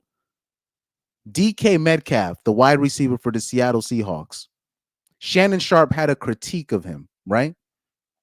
The first thing, and then DK Metcalf responded back by saying, "Oh, Shannon Sharp, he ain't this is a nobody and blah blah blah. Who is he and blah blah blah." And I'm like, dude, Shannon. I'm like, I'm like, this dude is a wide receiver in the NFL. He don't know who Shannon Sharp is. I'm like, this is a Hall of Fame tight end. But a lot of these, and then he had to correct himself because because a lot of these guys are blockheads. You know what I mean? So it's you know. Sorry for going off. But anyways, let me bring it to another. I don't know if I can bring it back. I don't know if I can elaborate on this with the Queen of Kings. But yeah, this woman here, she played herself. So there's been a lot of black women have been getting caught just lying about just lying about the lifestyle or perceived lifestyle, you know. And I told you, I brought up the example when they were saying where a black woman made up a quote of a billionaire saying that black women are who are the best women to marry or something. And if you're talking about business, whatever, and then the billionaire the actual billionaire ended up suing the woman that said that, and he said that I never even talked to this broad. So yeah, BWs online they've lost it. They've lost it. they've lost it. They're completely yeah. They've completely lost it. Like when it comes to particularly BWs online or just black women in general, like, look, whatever L's y'all take in the future, y'all just gonna have to handle that. Do not have me a part of that, because I saw the stuff that BWs will say online is, or what they will say or portray online is crazy. That's wild. By the way, speaking of Tory Lanez, I got Tory Lanez in the background. Now, I've still been on the train where I've said Tory Lanez is innocent. And now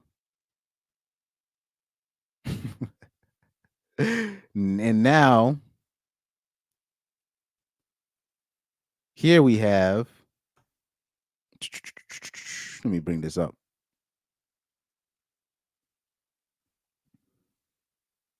You got Tory Lanez driver, Jaquan Smith, his affidavit of what he witnessed the night Megan Thee Stallion was allegedly shot somewhere, right?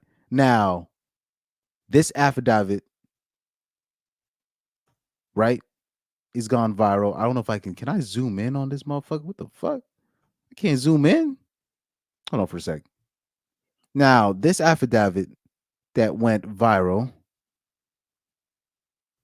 the reason why I'm confused is because I think I already covered this. A couple like 6 months ago. I think I already covered this letter where basically Jaquan Smith, the driver, the only person that actually saw what happened between those three as a neutral party, between Kelsey, Meg, and Tory, I would have sworn that he already had like some kind of a written statement that I already read out loud. So I'm going to have to look through my YouTube page to see if I already covered this, because it's gone viral now and today, but I'm pretty sure I already talked about it. Let's see, Tory Lanez. I'm about to search my own channel.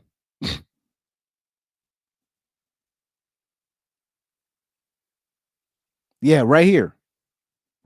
7 months ago, Tory Lanez bodyguard claims Kelsey Harris had the gun when Megan Thee Stallion was shot. I think this is the same thing. I don't know why it's going. I think this is the same thing. I think, if I'm not, this is the same thing. Yeah, the affidavit of Jaquan Smith. So I already went over this. So, all right, I kept that as a bonus. So I'll say this: watch my video from 7 months ago when I covered Tory Lanez bodyguard that with the affidavit that was dropped of his eyewitness account. Now, the reason why I don't know why he couldn't take the stand, they basically blocked him from taking the stand during Tory's trial for whatever reason. But like I said, with Tory Lanez being found guilty, that was, I believe there are other powers at play. There are different powers that I'm talking about when we talk about Jay-Z, Rock Nation, and these people and who Jay-Z is connected to. These are the things that were happening behind the scenes, I believe, which led to Tory's verdict. But in the affidavit, it basically proved what I suspected.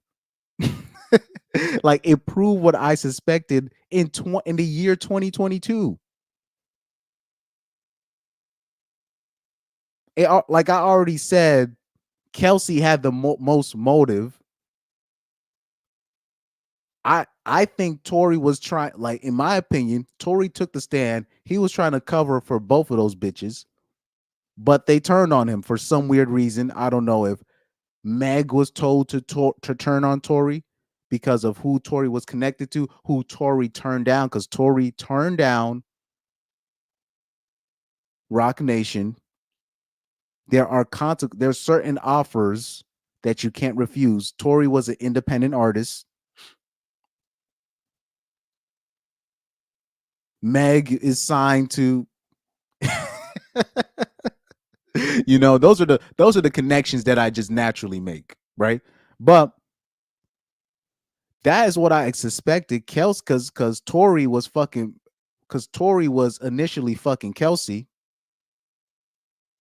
but every person that Kelsey would introduce to Meg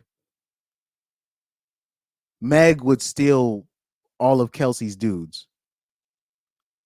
So whatever argument that they was having, clearly Kelsey had the most motive to shoot Meg. Tory really didn't have a motive, in my opinion, to shoot Meg. That's why the story never made sense. The story never made sense to me. But if you guys can watch the episode that I did about this, because the affidavit that's going viral I did that story already. I did that story already. I did that story 7 months ago. I don't know why it's going viral today. I have no idea. I did this story 7 months ago. So that's kind of weird. Oh yeah. So that quote, yeah, that's what it was like. They said when they said that the billionaire said that black women are for serious men. You're like, what? When I saw that quote, I'm like, is this like? I was like, is this a confirmed quote? Like, I was like, I don't know about that. No disrespect to black women, but I'm like, I don't know about all that. I don't know about all that. No disrespect, but I don't know about all that. So yeah, that was a weird quote. But yeah, and if you guys get the chance, please watch my YouTube video on this. I already covered this. Because I always believed that Kelsey was the one that shot Meg. And I think Tory was trying to cover for both of them. He quote unquote was trying to quote unquote protect black women, and here you have all black women being mad at Tory. And meanwhile, he was trying to save both of their asses. Meanwhile, Meg had different plans. Meg and Kelsey had different plans. But that's also a consequence of Tory trying to act like he's the man, riding around with bitches that he already fucked both of these bitches. You're not supposed to be having them riding in the car together. An argument's gonna happen.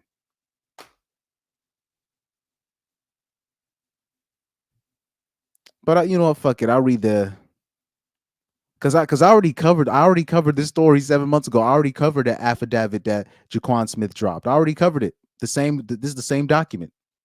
It says sounds like cover up and bribe job. Guessing then betting witness wanted more bribe money. They said no. Leaky leak time. Yeah, that sounds like. Yep, that sounds. Yeah, that I forgot about that part. The witness was probably asking for some money too. Yeah, that's true. Because people was thinking maybe he's in hiding and whatnot. Nah, it's probably a bidding war. A bidding war gone wrong. That's very plausible. So yeah, you're probably spot on that. It's called leaky leak time. You didn't give me the money that I wanted. Leaky leak time. Yep. That's usually what happens. It ain't about no morals out here. Anyways. But let's read it. Let's read that thing, man. One more time. I already covered this story.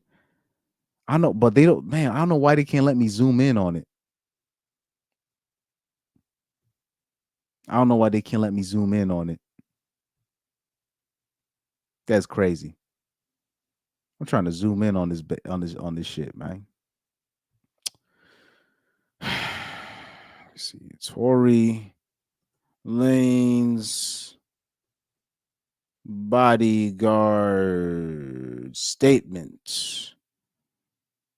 Cause I already covered this story in December.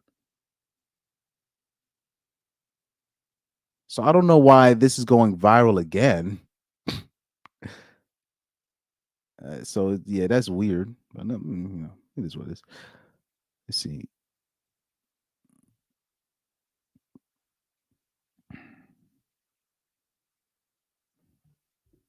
Okay, let's push this thing down. My name is Jaquan Smith. My address, blah, blah, blah. I am the driver of blah, blah, blah. On July, let me see if I can zoom in.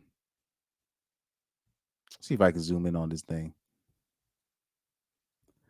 Oh, let's see.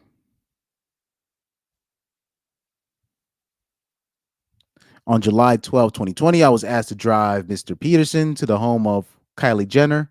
Mr. Peterson, by the way, is Tory Lanez, where Miss Megan Pete, that's Meg the Stallion, and Kelsey Harris were present. Mr. Peterson was at Miss Jenner's home for approximately 2 hours, who received a call to come pick up Miss Pete and Miss Harris, and he was probably fucking he was probably fucking what's her name? Kendall Jenner, whatever that broad's name is. Probably fucking her too. Miss Pete, Miss Harris, and myself left Miss Jenner's home, but I was asked by Miss Pete to return because she stated that she had forgotten a shoe when we arrived at Miss Jenner's home. Miss Harris stayed in the car while Miss Pete exited. Miss Pete did not enter the home at this time. Blah, blah, blah. Okay. Let me skip to line 10. Oh, no. Both Miss Pete and Mr. Peterson returned to the car after a few minutes. Miss Pete was bickering.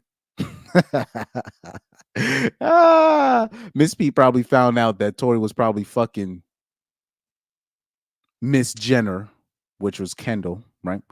Was bickering, but I am unsure of the exact words she was saying. She seemed upset. The four of us left Miss Jenner's residence. As I began to drive, Miss Pete started to fight with Mr. Peterson. They were going back and forth. I remember Mr. Peterson saying to Miss Pete that he was going to tell Miss Harris what was going on. I do not remember what street we were on, but Miss Pete asked me to stop the vehicle. I did as she asked, and Miss Pete went to sit on a nearby bus stop. Mr. Peterson went and spoke with Miss Pete. After about 2 minutes, they returned to the car, and I began driving again. That's that drunk shit.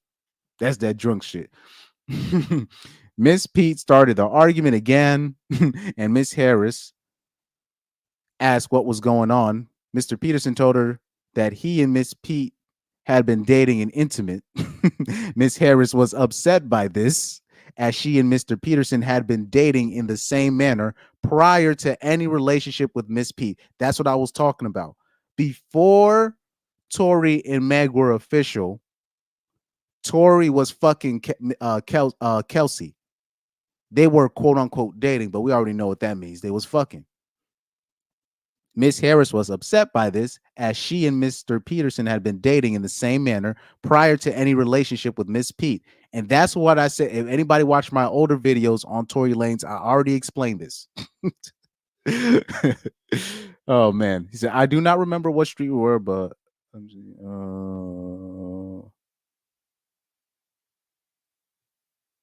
me see. Miss Harris was upset by this, as she and Mr. Peterson had been dating in the same manner prior to any relationship with Miss Pete.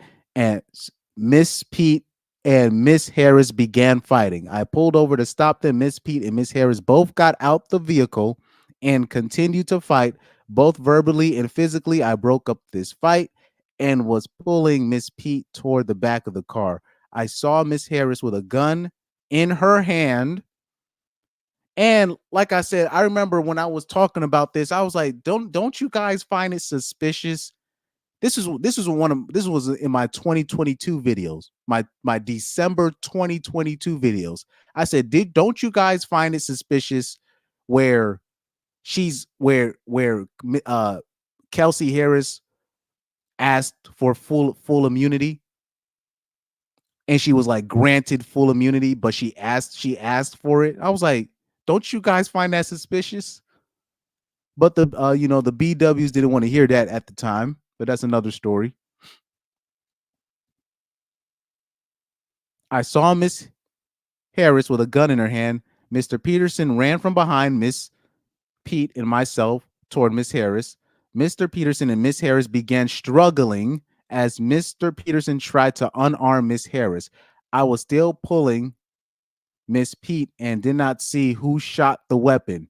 I was lucky. I was not harmed, and in my opinion, Miss Pete was also fortunate. The whole incident happened so quickly within just a couple minutes. I saw Miss Harris with a gun in her hand. Mr. Peterson ran from behind Miss Pete and myself toward Miss Harris. Mr. Peterson and Miss Harris began struggling. Okay, I'm just repeating that paragraph.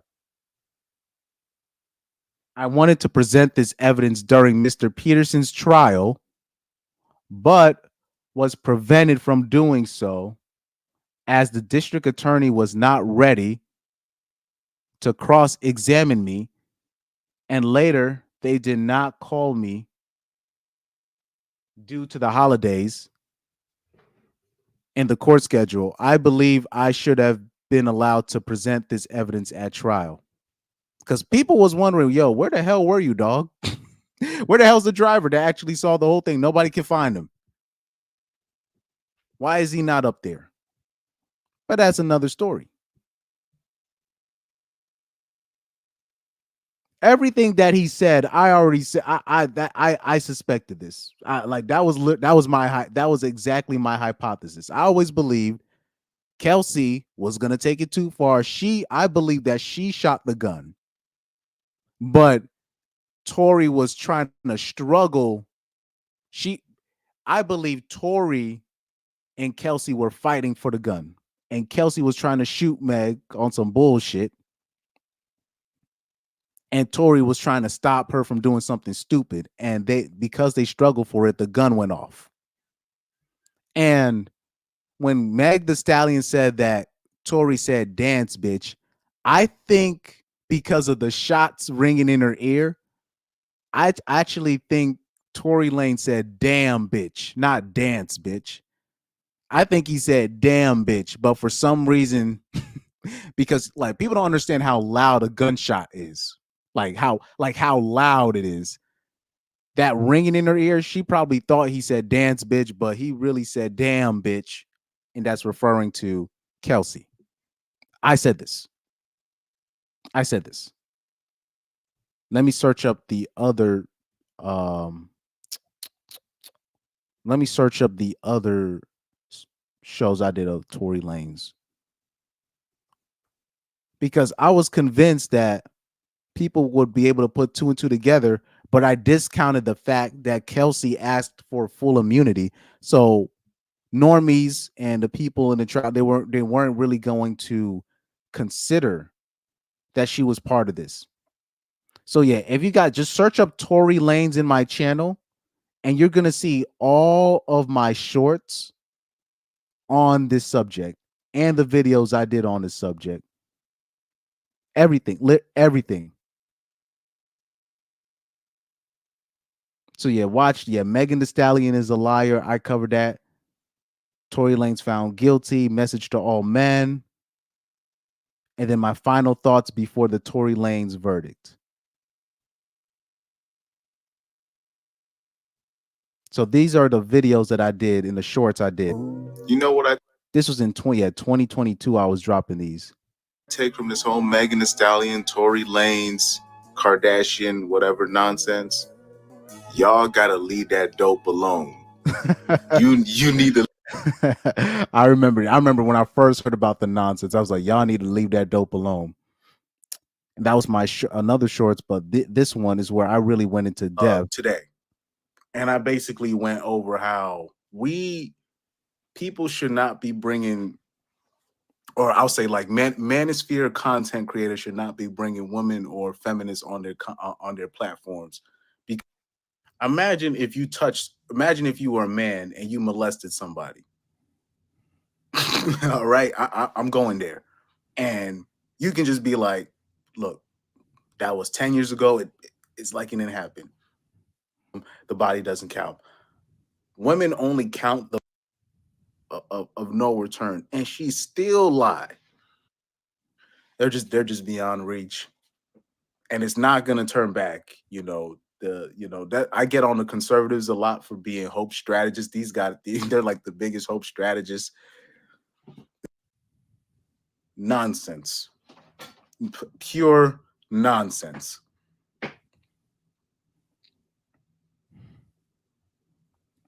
Oh yeah, that was a live stream I did. I remember that I did a live stream and I ended up addressing the Tory situation at the end. This one. How many of you guys are already in a bad position? Because I'm after all the surviving R. Kelly and whatnot. People are so quick to put a label on these people. I'm trying to push this to the Supreme Court or something. Because there should be no way where there's no DNA evidence of his on the gun. Kelsey asking for immunity. There should be no way he's facing 3 counts of anything. But so, like, guys, right where I said, with Kelsey getting granted full immunity, because I already mentioned this two years ago. Everything that I'm saying now, everything that they're saying then, and I remember it was like all these people mad in my comments. Man, but yeah, I talked about this, man. I've talked about this for a while. Sentencing doesn't start until the 23rd. I don't know how they're gonna appeal this. I don't know how that's gonna work. They need to have, like, for me, if I'm his team is whatever, I'm trying to push this to the Supreme Court or something. Because there should be no way where there's no DNA evidence of his on the gun. Kelsey asking for immunity. There should be no way he's facing 3 counts of anything. You continuously fuck with her, you're gonna get, but God is gonna say to exit this cleanly because of anything. But that's how it goes. You mess with the wrong woman. Party, you have been warned. Party, you have been warned. Do not complain about what happens to, like, if I'm Megan Thee Stallion's boyfriend, Party, I'm looking at this and I am figuring out a way to exit this cleanly. And I said this about remember Meg Thee Stallion's ex-boyfriend, Party? I said this before they broke up. I said this before they broke up. Way before they broke up. Because look, when you determine in your mind a woman is evil or she's just a terrible person and you continuously fuck with her, but God is gonna punish you for that. God is gonna punish you for not going away. When you look at the situation, you start doing your research, you look at the reason why Kelsey and Meg Thee Stallion were fighting in the first place. You start doing your research, and you're like, oh my God. So Meg Thee Stallion was in, you start figuring out, okay, Meg Thee Stallion was introducing all of the dudes to Kelsey. Every person that Kelsey was about to fuck with, who Meg Thee Stallion introduced to her, she would backdoor her. Meg would backdoor her and start screwing with the dude, and steal and it just ruins Kelsey's come up, because Kelsey, she's trying to come up, she's trying to mess with one of those guys so she can get her come up, so she could be the next Cardi B, or she can be the next one of the Kardashians. What? So yeah, watch one of those videos. I did that video in 2022. I did this in if I can find a date, December 24, 2022. So I'd already done this a while back, and then also watch my video that I did recently, which is 7 months ago, with Tory Lanez bodyguard with the affidavit, and I went over the affidavit on there. So yeah, broken record.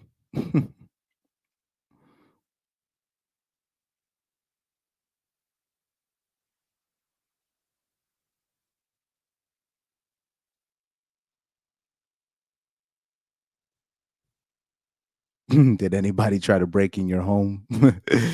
Oh Lord. Leave that dope alone. Yeah, man. But anyway, let's move on to what's the other topic? Oh, Amanda Seals, the last topic of today, right? So Amanda Seals. Oh wow. So Free Tory is trending right now because they're finally looking at the affidavit. Yeah, Free Tory is trending right now.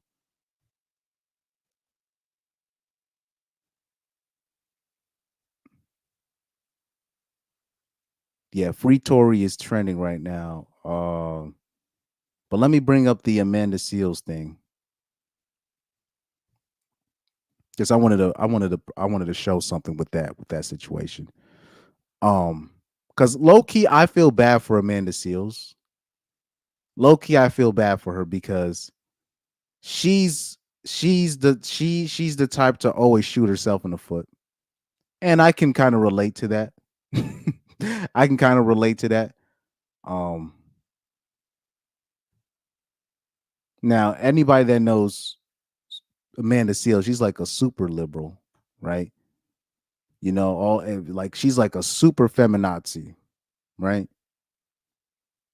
So she's the type to go off about the the patriarchy this and white privilege this and all this stuff, white supremacy this and all this stuff.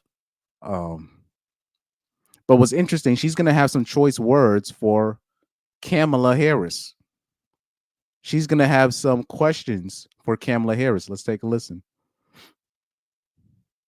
Put in clips of Kamala Harris stating things.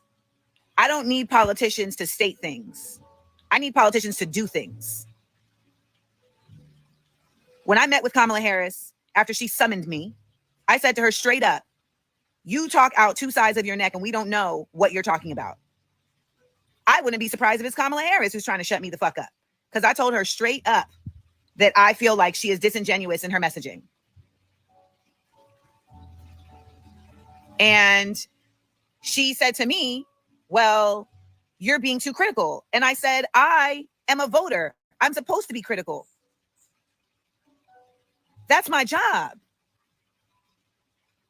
And I want to see actions. She said, well, how am I supposed to talk about racism in America without calling Americans racist? I said, well, first of all, there are many racist Americans, but there's also policy, legislation, institution, and systems that are racist that need to be addressed. They need to be addressed. And if you're not going to do that in an actualized way and in a loud, bold way, people will never really know where you're coming from. Well, you can't tell me how I feel. So I'm not telling you how you feel. I'm telling you how you sound. I'm telling you how you sound. Okay?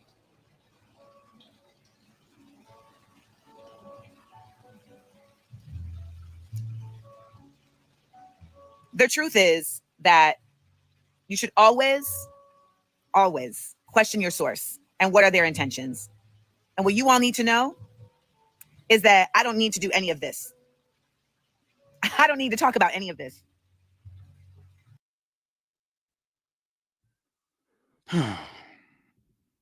Poor Amanda Seals, man. Poor Amanda Seals. Biggest critiquer of everybody but herself, But, it's interesting.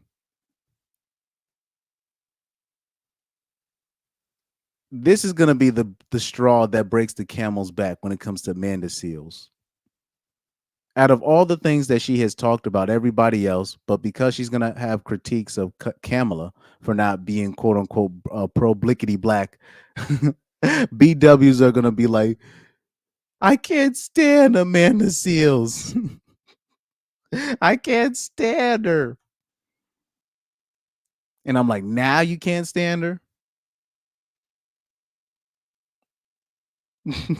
Now you can't stand her. But I'm gonna give Amanda Seals the W today for at least acknowledging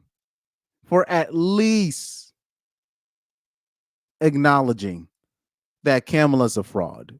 well, not necessarily a fraud, but at least acknowledging that Kamala's like there's no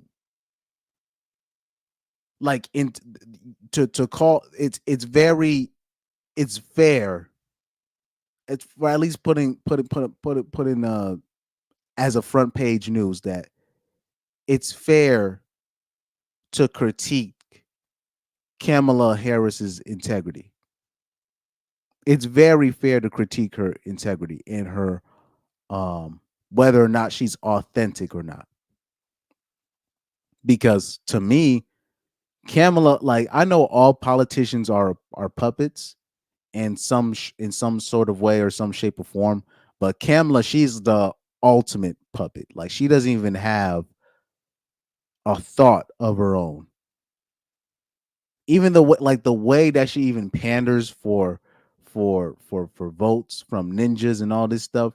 Like I remember the first time, sorry, not the first time, but I remember seeing her. She thought she was gonna easily walk into the candidacy when she thought when they called her quote unquote dancing the Cardi B song, whatever.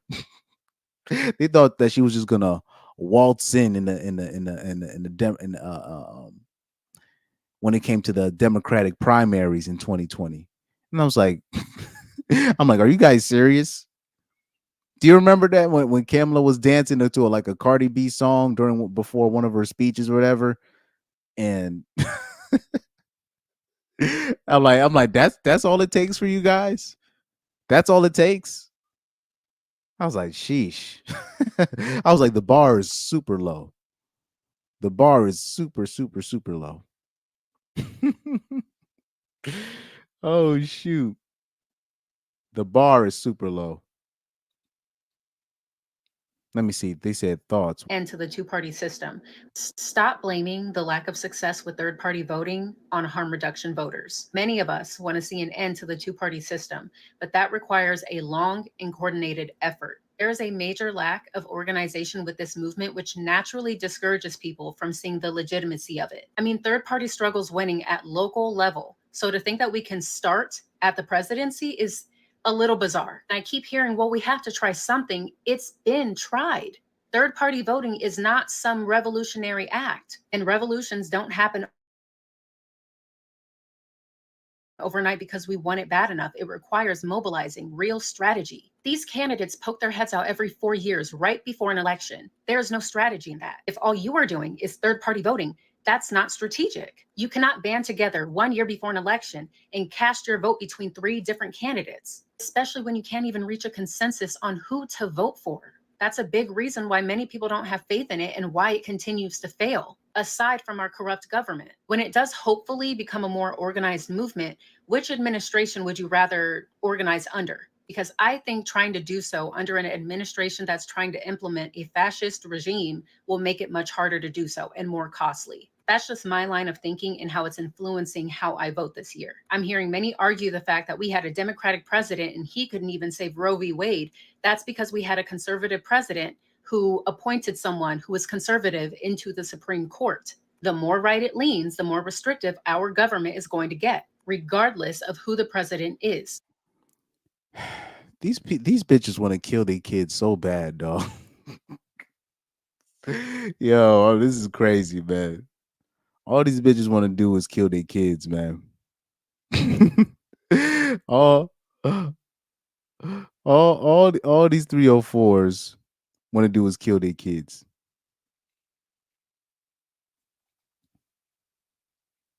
Yeah, Kamala, I wouldn't be surprised, like, say, if like Kamala Harris were to label Amanda Seals far right. Like, dude, people are so far left nowadays that I remember Bill Maher, right? Whatever, Bill Maher was saying something about Transformers or something, and he was just speaking how he feels on a certain situation. And you had these kids in the comment section talking about Bill Maher, he's a fascist, he's a far. I'm like, do you guys know who this guy is? This guy is like the complete opposite of that. This guy's a super liberal. Like, he's literally the exact opposite of Bill O'Reilly. Literally the polar opposite of Bill O'Reilly. But that's how far left we are. Where they were calling Bill Maher like a white supremacist, far right. I was like, what are you talking about? I'm like, y'all new kids don't do no research. All you got to do is do a one Google on Maher. I think I'm saying his name right. And oh man. Oh yeah, and by the way, just to let you guys know, I know Bill Maher is a super liberal, but I want you guys to see his take on marriage. It's almost as RP as you can get. Bill Maher is actually a lot more RP than we give him credit for. He just doesn't know it. He just doesn't know it. His take on marriage and cohabitation, I'm like, wow, that's I was shocked. Like when I remember like seeing his take on marriage when I was in college. I was like, I didn't know Bill felt that way about marriage. I was like, shit. I was like, damn, he's just dropping science on this institution. But anyways, that's another story. So now you got these people saying Amanda Seales is a hater, and that is the reason why her career is in shambles. Somebody said me coming to a realization after trying to defend Amanda Seales. It's nothing I can do for her now. My sister done burnt too many bridges, and it's nothing I can do for her now. My sister done burnt. So yeah, now they're gonna act like Amanda Seales is like a terrible person. There's a reason why she's still trending. There's a reason why they're gonna try to. They're definitely gonna try to bury Amanda Seales now, even though she's a super libtard. And all she did was she just had questions for Kamala Harris's her integrity, which is very plausible when you look at Kamala Harris's track record, her dating track record, because that matters as well.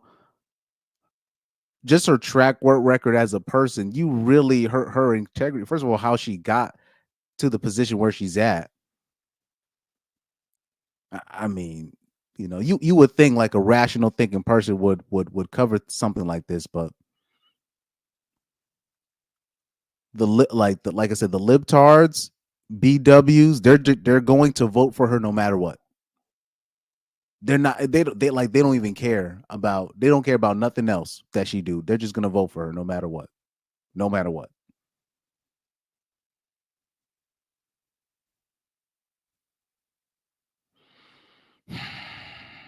But at least, well, it looks like Amanda Seales do have a couple of people on her side. So I'm looking at some of these tweets. So she does have a couple of people on her side, but I took this is what I took it as.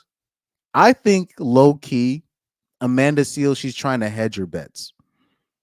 Meaning this, I believe in the back of her mind, she obviously hates Orange Man no matter what, but she's the anybody but Orange Man type person. But she knows Kamala's not it. But what she wants to do is hedge her bets. So eventually, when things go wrong with Kamala, she wants to be able to say, "Hey, I put it out there. I talked to Kamala and I said this to her face, and I said I put it out there that I disapprove of this and I disapprove of that." I think that's what she's really doing. She's just hedging her bets because she really knows it cannot work with Kamala, but she can't say it outright because she's a anybody but Orange Man type of person. That's my opinion. So I don't even really look at it as her critiquing Kamala. I think she's actually hedging her bets, but that doesn't even matter. The perception is, oh, Amanda Seales has choice words for Kamala. Oh, Amanda Seales is questioning Kamala Harris's authority and her position in her candidacy. That's how the normies are going to look at it. So that's very interesting. That's very interesting. So right here, shout out to Faithful Black Men Association on Twitter. He says, it's sad that Amanda Seales is allowed to cause so much damage with her words and actions over the years, but only now, when she's criticizing the Democratic cult, will she finally be seen and judged for her vile spirit. Hypocrisy of the new blacks. Out of all the trouble and damage, when she was talking about Issa Rae and everybody she worked with, with Shannon Sharp, everybody, she always burns bridges with everybody, but everybody gave her a pass because she was quote unquote pro blickety black, pro blickety blickety blickety black. And now that she's questioning whether or not Kamala Harris is really pro blickety blickety blickety black, now they got questions. Now they're trying to say, what's wrong with Amanda Seales? Now they're gonna have questions for Amanda Seales. That's interesting, man. That's very interesting.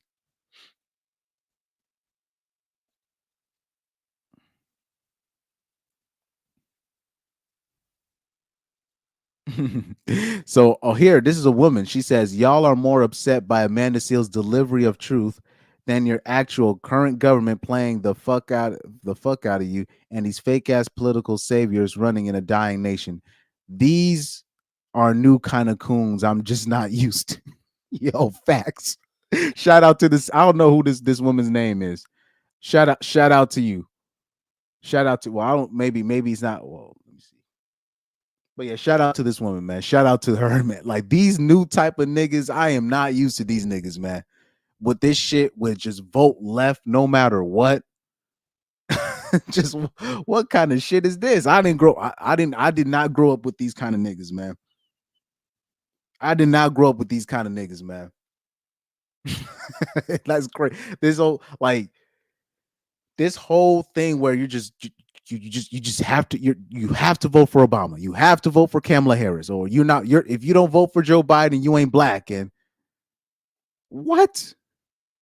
I'm not used to this type of shit, man. Like these are like, and I remember some dude was in my comment section calling me a Uncle Tom or a coon just because of what I said about a couple of BWs. But then these would be the same people voting for Kamala Harris, who's definitely, first of all, she's not black. Second of all, she's the actions, the stuff that she's locked ninjas up for. Like, are you kidding me? And you tell me what? Hey, man, action. I always say actions speak louder than words. Look at Kamala's actions, man. Look at what she's done. Look at the policies that she's, never mind. I don't want to go off on a tangent on that.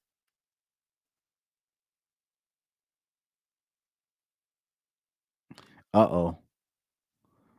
Here we're going to have somebody reacting to, this is going to be somebody that's not happy about what Amanda Seales had to say about Kamala Harris. Let's take a listen to this sister.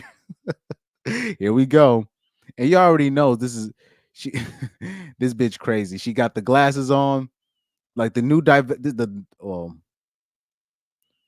you got these new pro blickety black women, but they're not really pro blacks. They're really just pro black women only.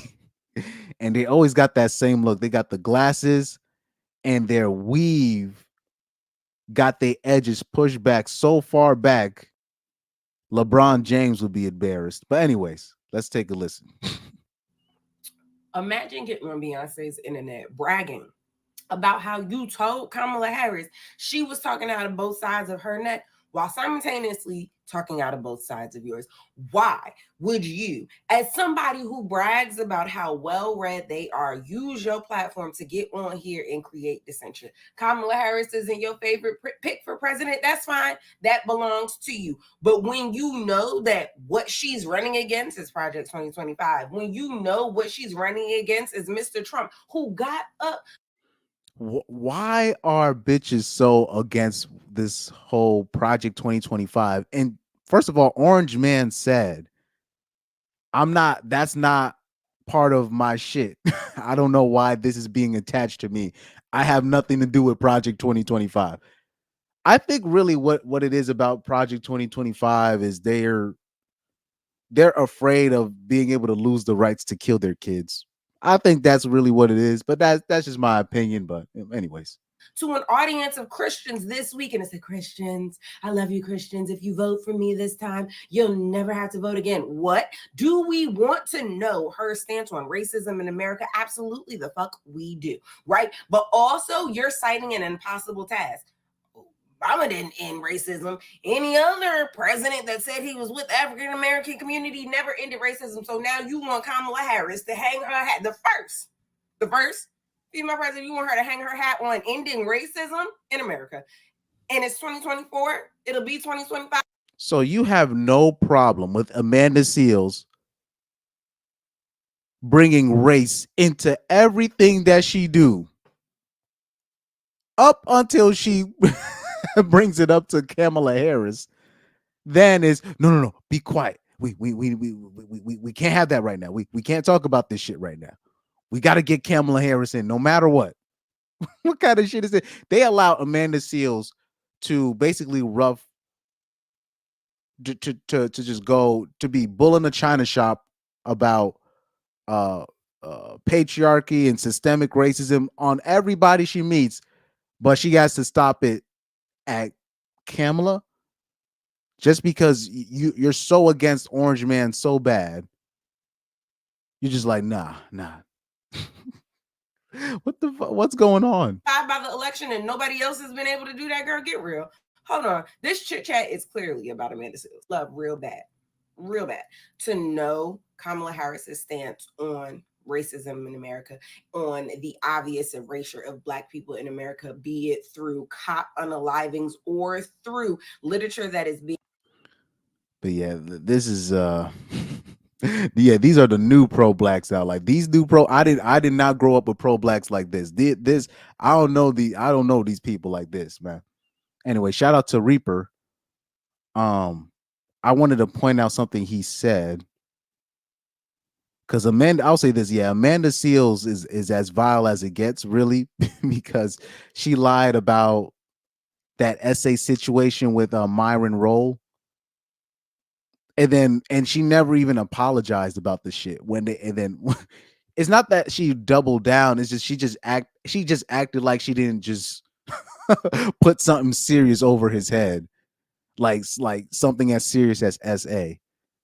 So that admitted, Amanda Seales, she never thinks she's wrong.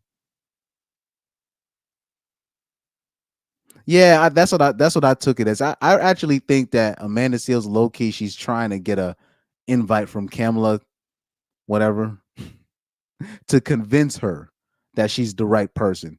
That's what that's what I believe. I believe that Kamala, she's Amanda Seales, I believe she's hedging her bets. That's what I definitely believe she's hedging her bets. That I definitely believe that. Yeah, Bill, Russell Brand are old school Dems. Like, yeah, I can low key, I can respect a Bill Maher or Russell Brand. I can respect those kind of liberals. Like, I can actually look at them. Well, I disagree with this and that, but I can respect them because they can be reached. They can be reached by, if you put something logical, they'll at least look at it, and even if they disagree at the moment, they'll keep it at the back of their heads. Like when I give somebody a solution or a different perspective, I don't expect people to get it right away. I just want you to keep it in mind. So when the shit pops up again, you'll be like, oh yeah, I remember somebody told me this. So, so Russell Brand and Bill are those type of dudes where you can at least reach them. you could talk to him. You could come, you can negotiate with somebody like that. Right? Yeah. So yeah, I agree. So Reaper believes that Amanda Seales is selling her support to Kamala. That's some real nigga shit, right? That's real shit. He says she wants Kamala to convince her, pay her in money, or some fame. Yeah, this is true. And Amanda Seales was kind of the same way. Like people might not remember back in the day. Amanda Seales, she used to rap. I don't know. People don't even like Amanda Seales. She used to rap.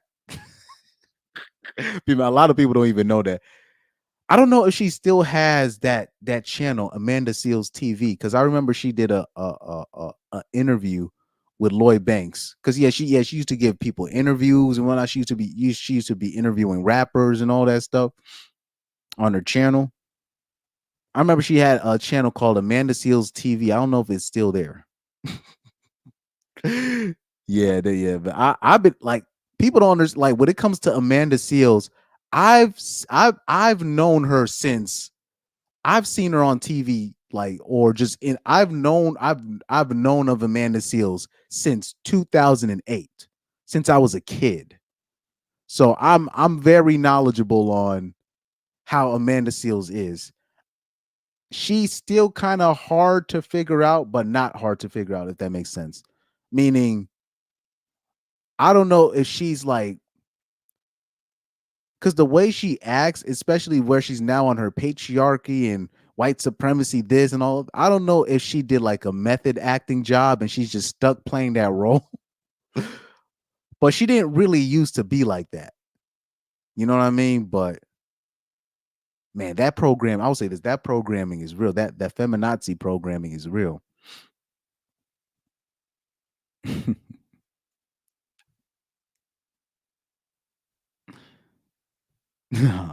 So are you sure she's not a man? This woman right here.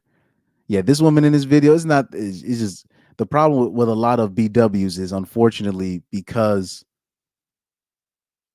their mammies when they were kids kind of, they didn't let their hair blossom when they were children.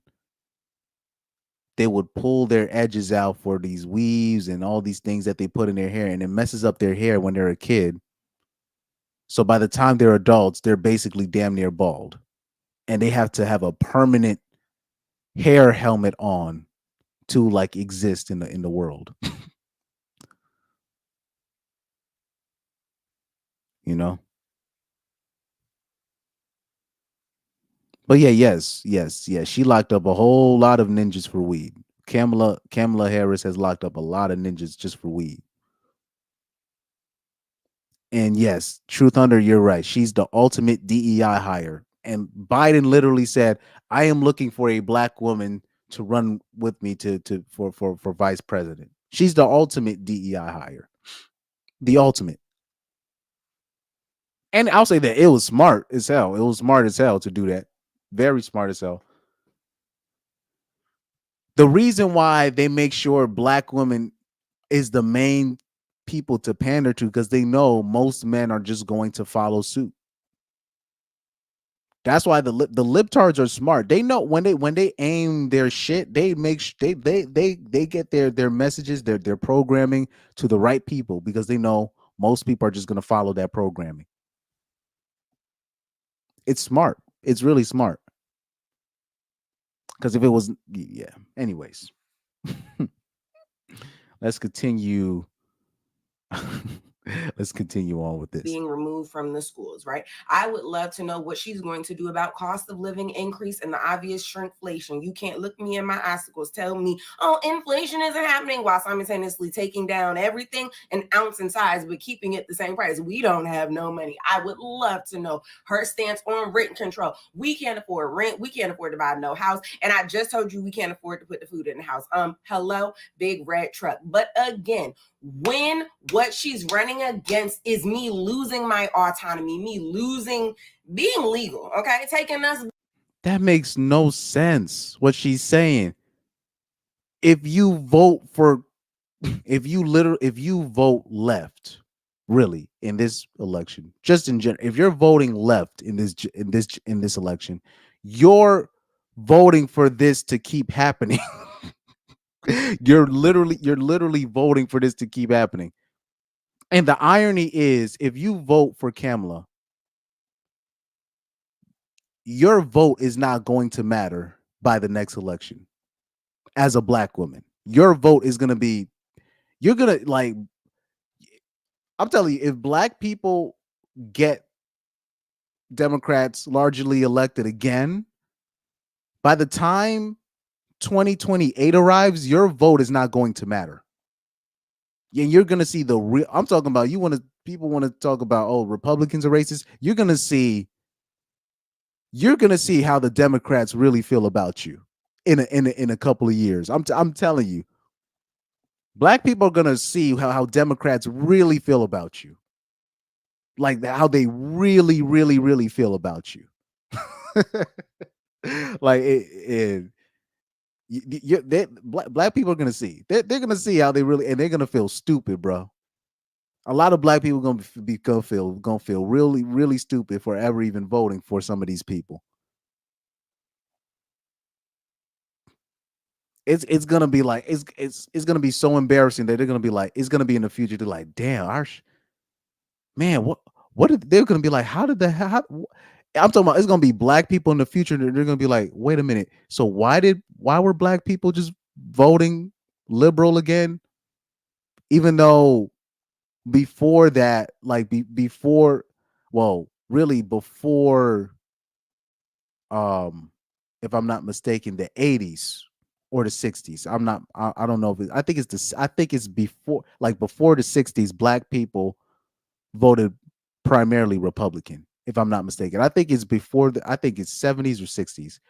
But that was the end line where before, like just somewhere during that time, but before that midpoint, mostly black people would vote Republican. I think it was basically after LBJ or after JFK, if I'm not mistaken. But before those two presidents, black people would mostly vote Republican. People are gonna look back like, wait, so what happened? You're like, it's gonna be an interesting history lesson in the future. It's gonna be a very interesting history lesson in the future. Hopefully I'm alive. Hopefully, my health, because my health is really bad right now, but hopefully I'm alive enough to tell the young people about what really happened, because it's gonna be a lot of black people in general playing revisionist history, talking about we were fooled and bamboozled. I'm gonna be like, nope, that's not what happened.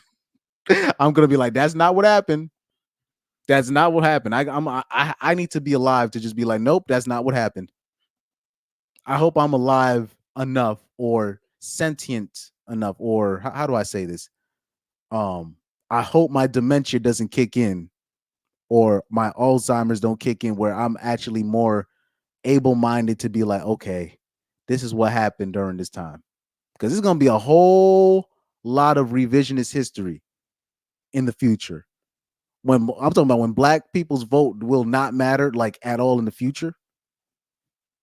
And where, like, I'm telling you, man, it's gonna be a lot of people playing revisionist history, talking about we got bamboozled and led it straight. Nah. I don't want to hear that shit. Yeah, in the future, it's gonna be black people vote in general is not going to matter. They're going to cater to the new migrants coming in, and then you're basically going to seal that fate if you keep voting left. The more you vote left, the more you seal that fate. I don't understand, particularly FBAs, the foundational Black Americans. I don't understand why those people in large numbers are still allowing the females to vote left, no matter what. You're basically voting for your own destruction. But like I said, women are snitching on themselves, because really they are so hell bent on being able to keep the power to murder their own kids.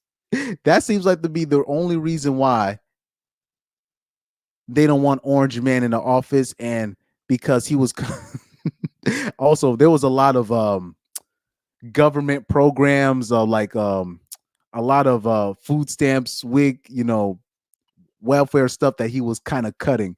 That's really one of the reasons why a lot of straggles, particularly, but a lot of women were very anti-Orange Man, because all that other little shit, he wasn't even tripping off that shit. That's really why they didn't really like Orange Man, but that's another story. She's running against is me losing my autonomy, me losing being legal. Okay, taking When she's talking about autonomy, she's just talking about the right to murder her kids. us back years, right? The racism you want to end, Trump and them gonna take us right back to it. So yes, I want to know her stance on all them. I'll say this, that I completely disagree. I think it's gonna get worse. Like, say if Kamala comes through and the demise of our country basically increases 2 times speed instead of at half speed, if Orange Man gets elected, like our end, like America's ending is very imminent. It's probably like if Orange Man comes in, it'll slow down. The collapse will it'll just be delayed a little bit, and people will still be able to put some things together. But with Kamala, we have the potential to really fast forward the collapse. And if Kamala gets arrested and if things turn bad for this country, I think the racism towards black people is going to be worse, because they're going to just blame, they're going to make it seem like that black people got her elected, even though black people are only a certain percentage. But that's why I try to tell I don't know why, particularly BWs, I try to tell them, stop being so attached to this party, because when things go bad, you guys are going to be the scapegoats. Like, remember when people were in the 2020 election and people were saying, oh, yo, like people's ballots are getting stolen and all that stuff. They kept showing black women working at these polls. They kept showing black women stealing mail out of these mailboxes full of, Trump, Orange Man votes. And I'm like, they're just gonna pin all the BS on you if things don't work out in the favor of the conservatives. So that's why I'm saying, I actually, the racism will actually get worse, I believe, if Kamala gets elected, because people are just gonna blame black people, and because they're gonna be like, because of you guys, she got elected. So it's actually going to get worse, in my opinion, even though I don't think people should vote under fear of that. But I'm just telling you what's going to happen if Kamala actually gets in, and if Kamala gets in, things are going to be way worse. Things are going to get really bad. Things are going to get really ugly. Some things that I just mentioned, but I just need her to get to the White House. I need anybody but Trump to get to the White House. And again, why would you, Miss, I've got my degree in African American studies, I'm for my people. Why would you get up on the internet and be against the people that you said you was for? That's what I would like to know. No, you've let Amanda Seals and people like her run roughshod. Now, when she's doing what she do, but she's doing it against Kamala, now it's a problem. Now it's a problem. Because the perception is, you think that she's anti-Kamala, and you just think nobody should say nothing about Kamala. We just need to just put her in the White House just because F Orange Man. That's a very uneducated way to look at these things. That's a very uneducated way to look at these things.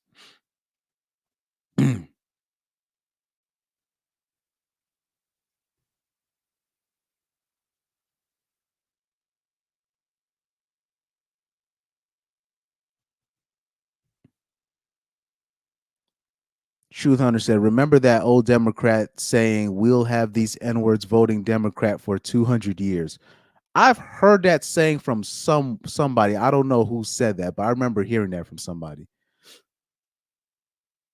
But I don't know. A lot of Democrats, I don't even think they understand the history behind the Democrats. Like you would think people would know these things, but oh, man.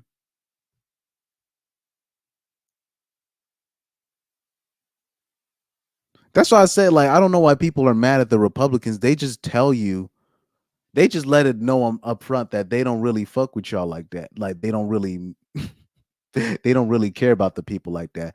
That doesn't make them better, but at least it makes them honest.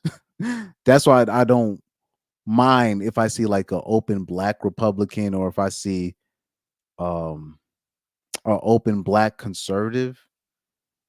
First of all, it makes sense when you look at the history between the Democrats and the Republicans, but to me, if you are a black Democrat, that makes no sense to me. Not like you cannot be like like meaning like if you like over the age of 30 and you're a Democrat, I really have to question your cognitive skills. Like you're just your the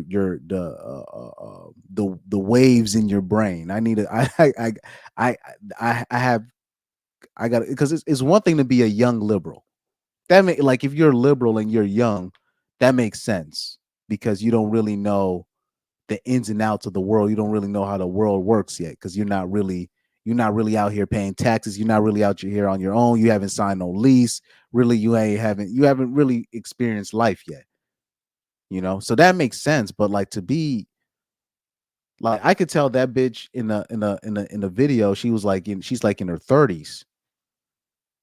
And she's talking like she's like a young college liberal. I mean, bro, you got to grow up one day. My God. He said that pissed off my gramps and he's a Democrat. Like, yeah, but the old school Democrats would like, you could at least reason. Or the old school liberals. I like to say the old school liberal minded people were were reasonable enough, you know.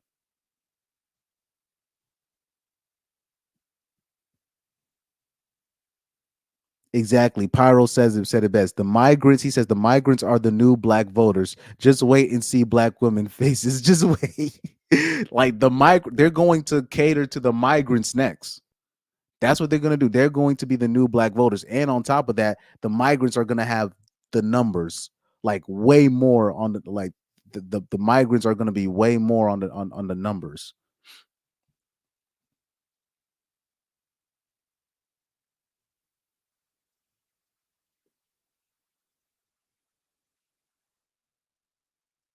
Yundoka said the way these women talk about autonomy, you would think there is a holiday for abortion. Like, yeah, you think it's a sale.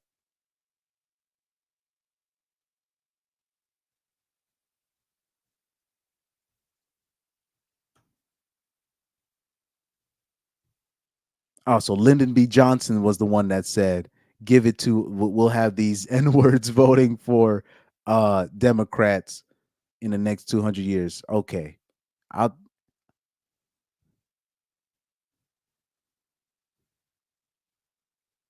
me see.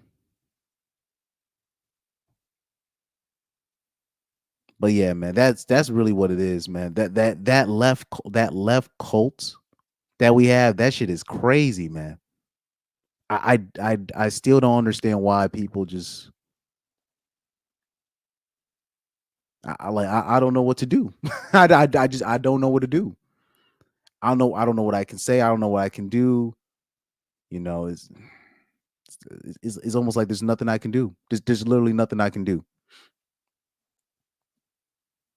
But anyway, man, I will sign off on this. I've covered Amanda Seals. I covered Tory Lanez, and I told you guys, so go on my channel. Like I said, go on my channel, search Tory Lanez in a search bar, and you're gonna see all the videos I've done with Tory Lanez, about the affidavit. I already covered the affidavit 7 months ago. I don't know why it's trending. I don't know why it's trending right now. It must be like I said, Truth Hunter might be right on that end. It's trending right now for a reason. Well, it's Tory Lanez's birthday today, I think, if I'm not mistaken. So they're probably bringing that up for like, hey, remember this happened? You know, because everybody kind of forgot about Tory Lanez, if I'm not mistaken. Yeah, because it was recently his birthday, so people want to put that out there. But anyways, shout out to, oh yeah, guys, just to let you know, Somebody needs to buy this t-shirt outside of me. Power bottom blessings with Eddie Long watching from the clouds from heaven and Diddy having a pogo stick up TD Jake's rear end. I am going to buy this shirt. And I'm going to take the plunge. I am buying this shirt. I am buying this shirt. But yeah, man. That shit is crazy. Yeah, basically we might as well switch Happy Mother's Day to Happy She Kept It Day. Oh yeah, people don't know. Like, yeah, Lyndon B. Johnson was very racist, very racist. There's a lot of like that's like I laugh when people say Orange Man is the. I'm like, but haven't you seen the other presidents that we've had? I'm like, you saying Orange Man is the most, but really because there's a lot of stuff that Orange Man wasn't advocating for, like. I'm sorry, he's not gonna be the type of dude to be advocating for y'all killing your kids. We got more important issues at hand. He's not gonna really OD advocate for the alphabet community. We have more important issues at hand. Like, remember when that CNN reporter was trying to get the Kenyan president to, he was like, so why are you guys not doing anything about the alphabet community? And he was just like, this is not of it. Like he was like, we have like way more important things to talk about than some butt pirates. We have we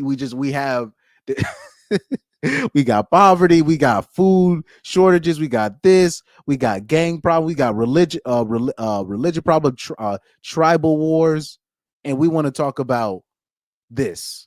He was just basically like, yo, this is just not of importance to us. It's not. And you see the CNN bitch like, oh, you're gonna get in trouble for saying that. And he's like, okay.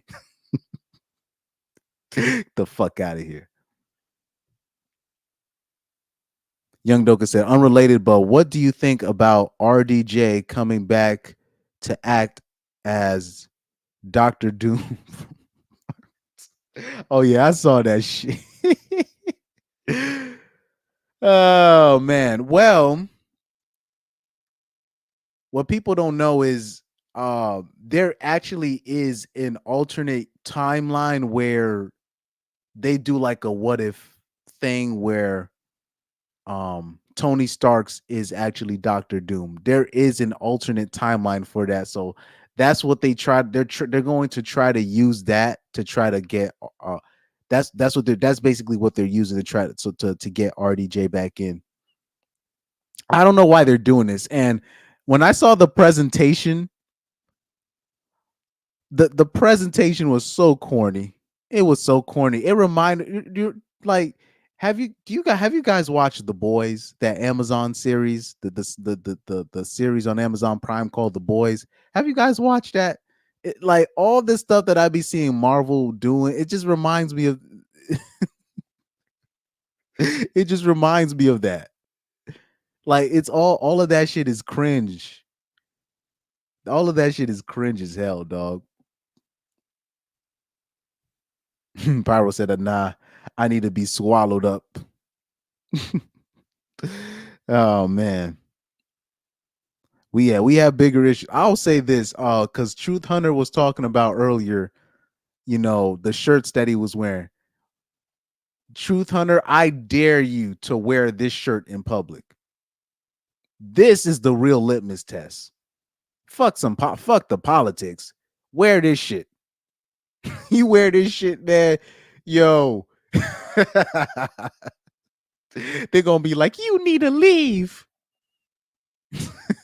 This shirt right here. Oh yeah, I remember. And then I remember Corey Holcomb also had another shirt called like Side Chicks Matters. You need to. That's what you got. That is a true litmus test to see if you can do it. I gotta because them shirts with those messages. Oh yeah, right here. This shirt right here. off of one of Corey Holcomb's comedy specials. He says the way your woman looks is a reflection of your income. If somebody walks around a market with this shirt on right here, that is what? That is bravery. If you can walk around with this shirt right here, the way your woman looks is a reflection of your income. Right here. That's it. That's it. that's yes. This shirt is funny. It says don't use condoms, trust God. This one right here says my side chick's child is happy for us. Yo, this is it right here, man. This is it. This is it. I gotta buy one of these shirts. I gotta buy one more of these shirts. Definition of a side chick: a seed drop box not intended for home use. Oh shit! Like if you buy one of these shirts from Corey Holcomb, that's the true litmus test.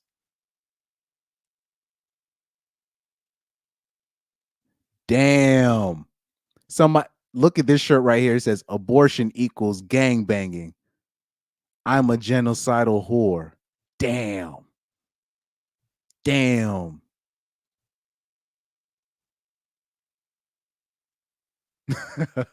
I've attended abortions, but I never had one. That's a male shirt. That's for men.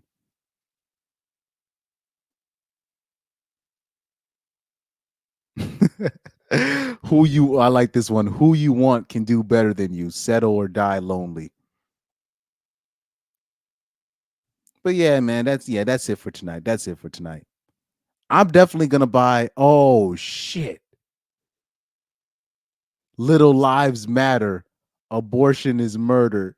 And it got yo, this shirt is wild. This shirt is wild. This shirt is wild. It says little lives matter. Abortion is murder. And the picture is a baby with a noose on the baby inside the woman's womb. That's wild. Now that's wild. That's wild. That's wild. That's wild. Oh man. yeah. Regarding the Kenyan president.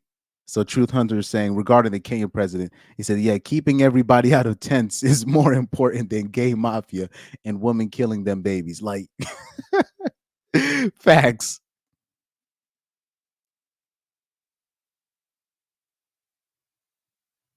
Yeah, they're going the comic book route with where basically there's an alternate timeline where where Tony Stark is actually Doom. I guess that's what they're trying to do. Even though I don't like that.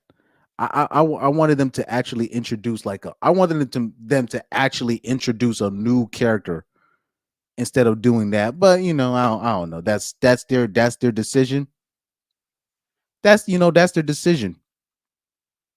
And what I like for the Doom story, what I wanted, my dream was they introduced this character, but they got the Doom, the rapper Doom, and have his music playing in the background, like as the intro to the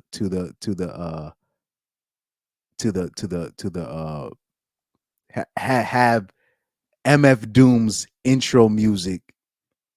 That would be the obvious thing to do. But like I said, we got the writers behind the writers behind Marvel, these new people behind Marvel, they are not only are they idiots, not only are they DEI hires, there's a lot of I don't know if they got a lot of new writers, but they don't know how to they don't have the pulse of the people.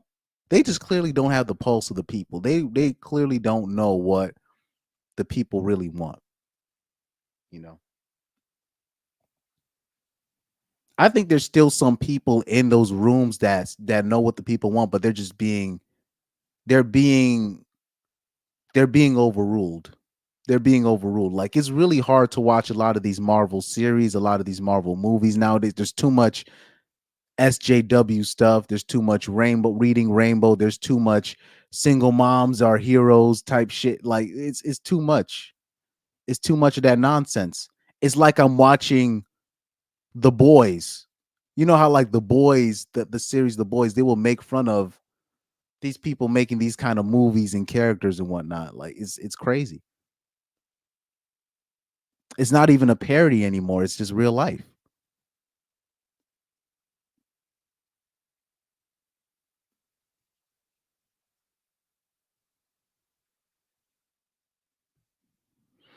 Yeah, I don't know why.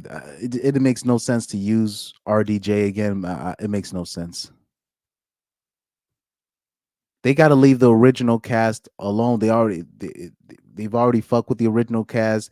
Shit hasn't been the same since Chadwick died. That's been my opinion. You know, and definitely hasn't been the same since what's his name? Definitely hasn't been the same since you know, Iron Man in the movies died as well. So yeah, and the thing is, I already know what kind of actors to pick for some fresh. I would know who to pick, but the problem is I'm gonna leave that alone. Oh yeah, the writers have said that they've gone really off script to really push certain agendas. They've literally said this. I've shown videos on certain women in these spaces where they're saying when they're doing their writing, they're purposely going off script to add certain shit, you know, in there. It's really ridiculous. It's really ridiculous. It's getting ridiculous, you know. But anyway, man, shout out to you guys. That's gonna be it for me today.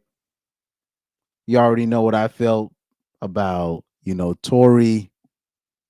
I've said that what everybody's saying about Tory now. I've already said that. Amanda Seals is just gonna be Amanda Seals, but it's interesting now. The left is gonna want to get rid of Amanda Seals now just because they want to push Kamala in so bad. And what's the last thing that I covered? Oh, that Kween bitch, the Queen of Kings woman, right? Hey, shout out to her, man. Shout out to her, man. Shout out to her. But anyway, man, thank you guys for tuning in. Reaper, Pyro, Truth Hunter, thank you for tuning in. Everybody else, thank you. Young Doka, Shinobi 1, all the Warband members, Jackass 992, any other Warband member, shout out to you guys. See you guys on Undead Chronic stream when I can. Because I still be watching when I can. But you know, when I be doing these live streams more often, I'm now overlapping with this. But man, thank you guys for tuning in. I'm gonna do another live stream tomorrow. I'm gonna have to do it earlier because I will be playing some pickup somewhere. I think. I'm not sure. But I think late night I won't be able to do it. Oh yeah, definitely. Yeah, Tuesday night I can't even do Tuesday night anyways because Corey Holcomb's on. So yeah, if I am gonna do a live stream, it's gonna have to be early tomorrow. It's gonna definitely have to be in the afternoon. So yeah, shout out to you guys. See you guys on the next stream. I got a couple of videos coming out tomorrow, and peace out, guys.